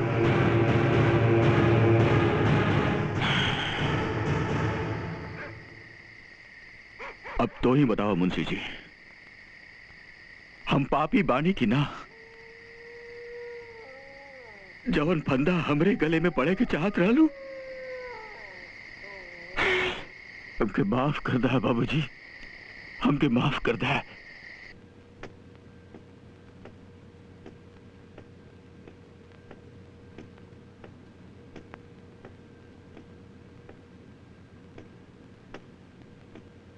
चाहे तू का हाल चल बा और कोनो भड़ास दिल में बाकी रह गिल बा का तो वो निकाल दो। अब तब कुछ दिन बचल बा, जौन काल चाहता रह कह दो, फिर तब किससे खत्म।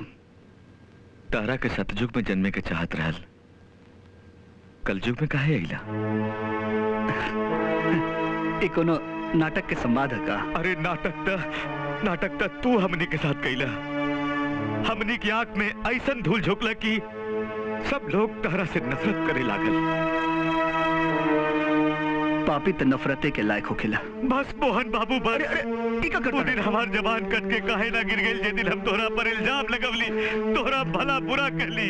हमके माफ कर दे, तू देवता हुआ मोहन बाबू, देवता हुआ। अरे उठे मर्द, का करता बाकी तू जवन बलिदान देवे जा रहल बाड़ा, 2-4 दिन में सब लोग भुला जाइए। अरे मदन बाबू फिर कोनो राधा की इज्जत लुटी है। कहा कितना बार फांसी चढ़वा तू? तो किसे मालूम की राधा की? काल्हे रात नशा में मदन बाबू मुंशी से सब बोलत रहलन। तू क्यों से कहलत ना तू?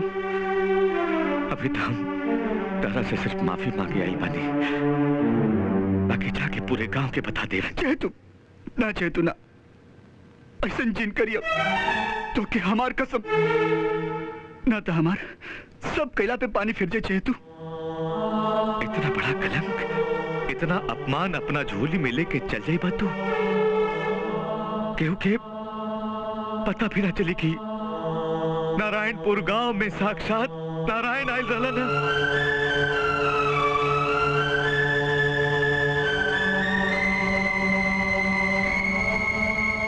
जायदा चाहतू कुछ दिन में लोग सब भुला जाए। मुलाकात का समय समाप्त होता है। मोहन बाबू हमके माफ कर दे, हमके माफ कर दे।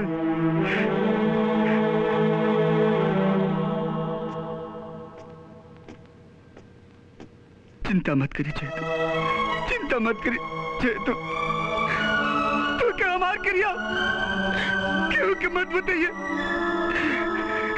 क्यों कि मत बताइए चेतु।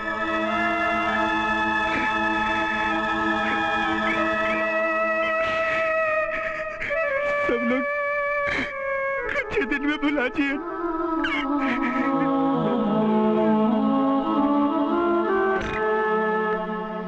तो लागत बा नासा बहुत हो गइल बा। एगो करवा सच पचावे के बा, बाकी ताड़ी बाकी चढ़ते रही के। तो उंगली काहे नहीं खाते?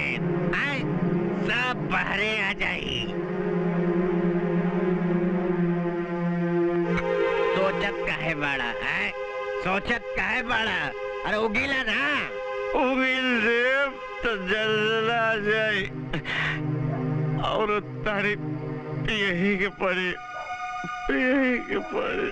और तो के नशा हो गया, हाथ न रखा दारू गिर जाएंगे। यह तो चाहत बानी, बाकी ऐसा चलते देखे। छोड़ा एकरा के, छोड़ा। इता लागता पगला गइल बा। पगला गइल बा। अरे पगला जैती ना, पगला जैती तो नीक हो। भुला जैती कि हम जहर पियले बनी। दुर्गा भाई, दुर्गा भाई, दुर्गा भाई।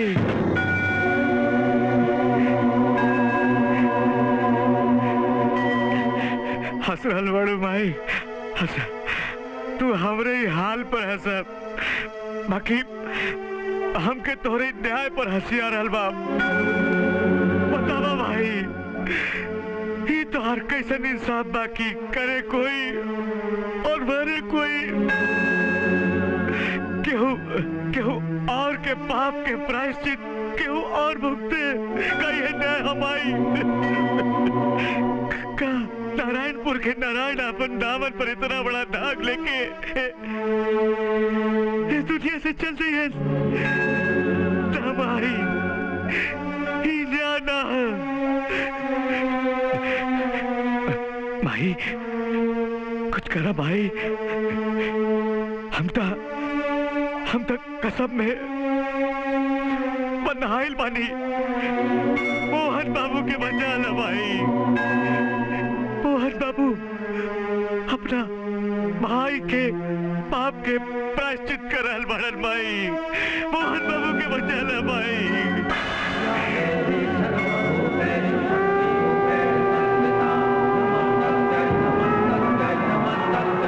ये का बड़बड़ा था वो चाहिए।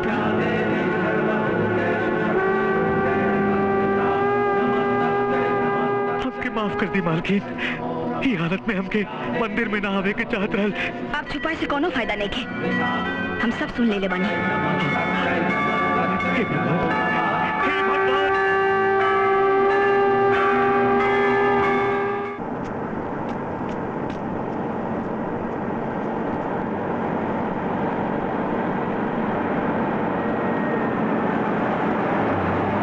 मलकिन,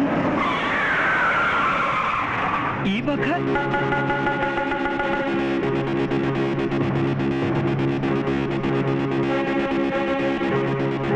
छोड़ी ना मालिक। मालिक, मालिक, कहा मुंशी? मलकिन आवत है इन। उठ, जल्दी भाग जल्दी कर, चल।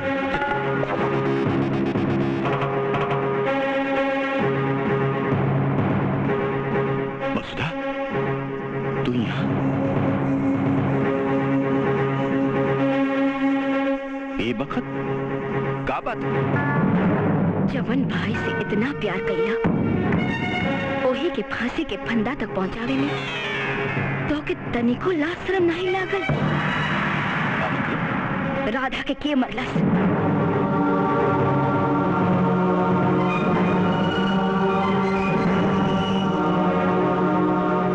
ये बात गांव का बच्चा जाने ला। ये बात हम तोहरे मुंह से सुनना चाहत बानी। बतावा, राधा के मरलस? मुंह फेर लेवे से नहीं तोहार सच्चाई छुपी और ना ही तोहार पाप। बसदा, जौन भी भइल मोहन के नाचे गावे की वजह से भइल। वीर प्रताप की लड़की के ब्याह में हमरे मुंहे पे इतना करारा थप्पड़ पड़ल कि हम तिलमिला गेली। और एक बेबस मासूम अबला पर दिखा देला अपन ताकत। नहीं, हम तो रधवा के समझावे गए रही, बाकी वो उल्टे हमरे इज्जत के ललकारे लगल। तब बदले में ओकर इज्जत उतार देला, दे देला अपना मतदानगी के सबूत। जब समाज में तोहार इज्जत उतरे के बारी आई, तब ओके मार देला। नहीं, रधवा का मौत हादसा है। हम तो खाली थप्पड़ मरले रही। वही समय पता नहीं कहां से मोहन आ गिला। बस साध लेला चुप्पी और धकेल देला मोहन के मौत के खाई में। नहीं, ये सच ना। अगर मोहन फांसी का फंदा खुदे अपने गले में ना डले रहता तो हम उनके बेदाग बचा लेंगे। आपन एगो पाप छुपावे के खातिर कितना की जिंदगी नाश कइला। कुछ होश बा? अरे तो के शर्म से जमीन में गड़ जाए के चाहिए। हमार विश्वास तो तोड़बे कइला। कुल खानदान के मान मर्यादा, नाम, इज्जत, शोहरत सब तोरे वासना के आग में जल के स्वाहा हो गई। और वही के साथ हमरे मांगी के सनूर भी। वसुधा, बस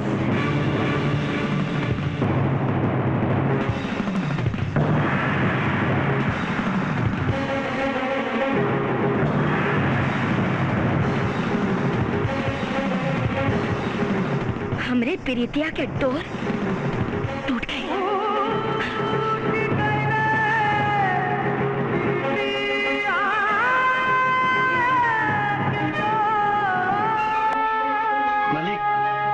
मालिक लिहल जाए।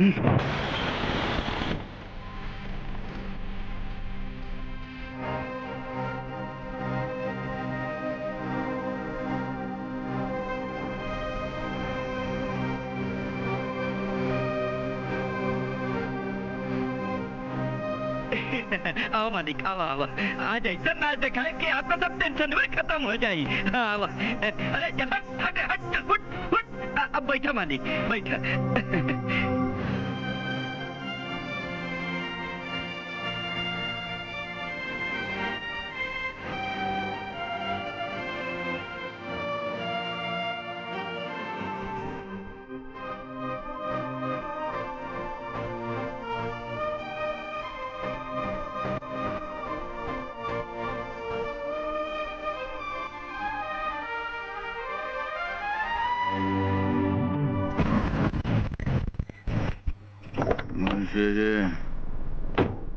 ढेर नशा आओ मालिक, अब उतरा, संभाल के, हाँ संभारा संभारा, हाँ मालिक। अरे अरे कहाँ जा तू? अरे इधर आपका घर हो। अरे हाँ संभाल के चला। हाँ सीढ़ी बा। अरे मालिक, अरे हम के गिरैला। अरे उठा, अरे मालिक उठा उठा। हाँ हाँ मालिक, समरिया सीढ़ी है। हाँ संभाल के, ये आपे का घर है मालिक। समरिया संभारा मालिक।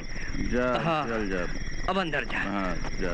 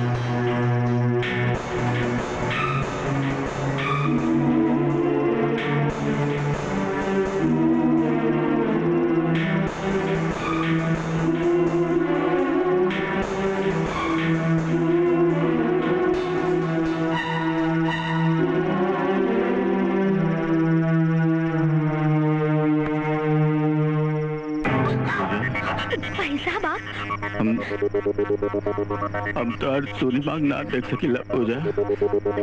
हम तोरे मांगी के सेनूर मिटे ना दे। भाई साहब,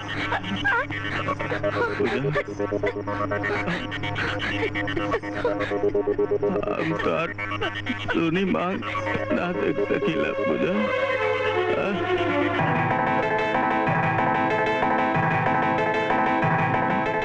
जो उन्हें भाई के अपने करेजा से लगा के पल्ली, कोई भाई के अपने गुनाह की बेदी पर ना चढ़ा दे पूजा।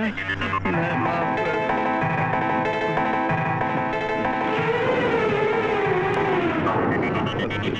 कर दे बच्चिया, सबके माफ कर दे पूजा।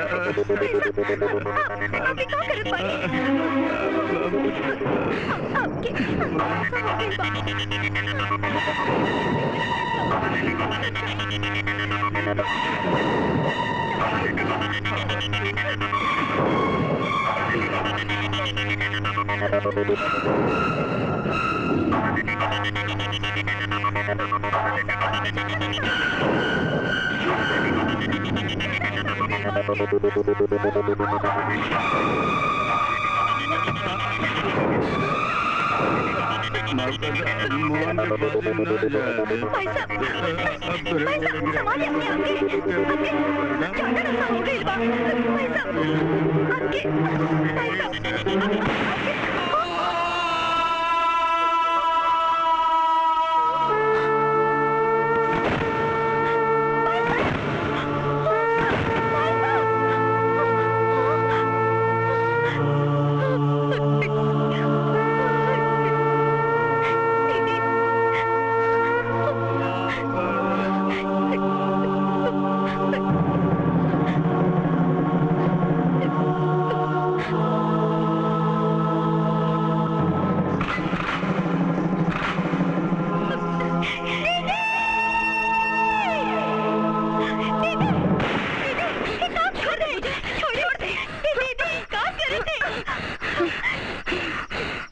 अनुज बधु भगिनी सुतनारी सुनु सट कन्या सम एचारी इन्हीं कुदृष्टि बिलोकई जोई ताही बधे कछु पाप न होई। का मतलब दीदी, का मतलब? भाई की पत्नी, बहन, बहू, कन्या समान हो खिला। इन पर बुरी दृष्टि डाले वाले की बात करे में कोनो पाप नहीं के, कोनो पाप नहीं के। मगर दीदी, दीदी, भाई साहब तो अपने कर्म पर पछतात रहलन, हमसे माफी मांगत रहलन दीदी।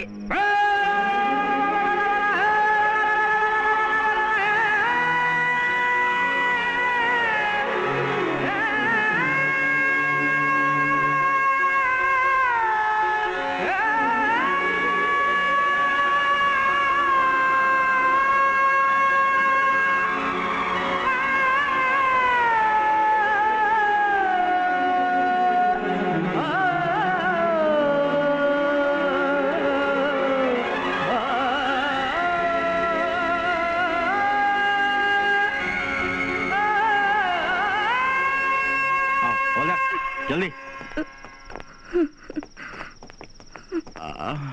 मदन बाबू, मदन बाबू,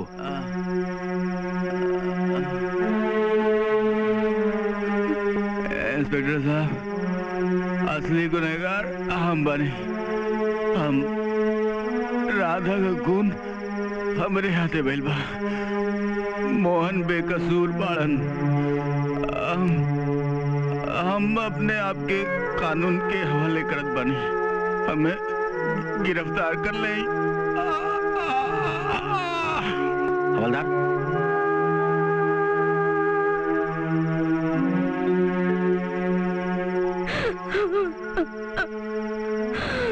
वसुधा, वसुधा,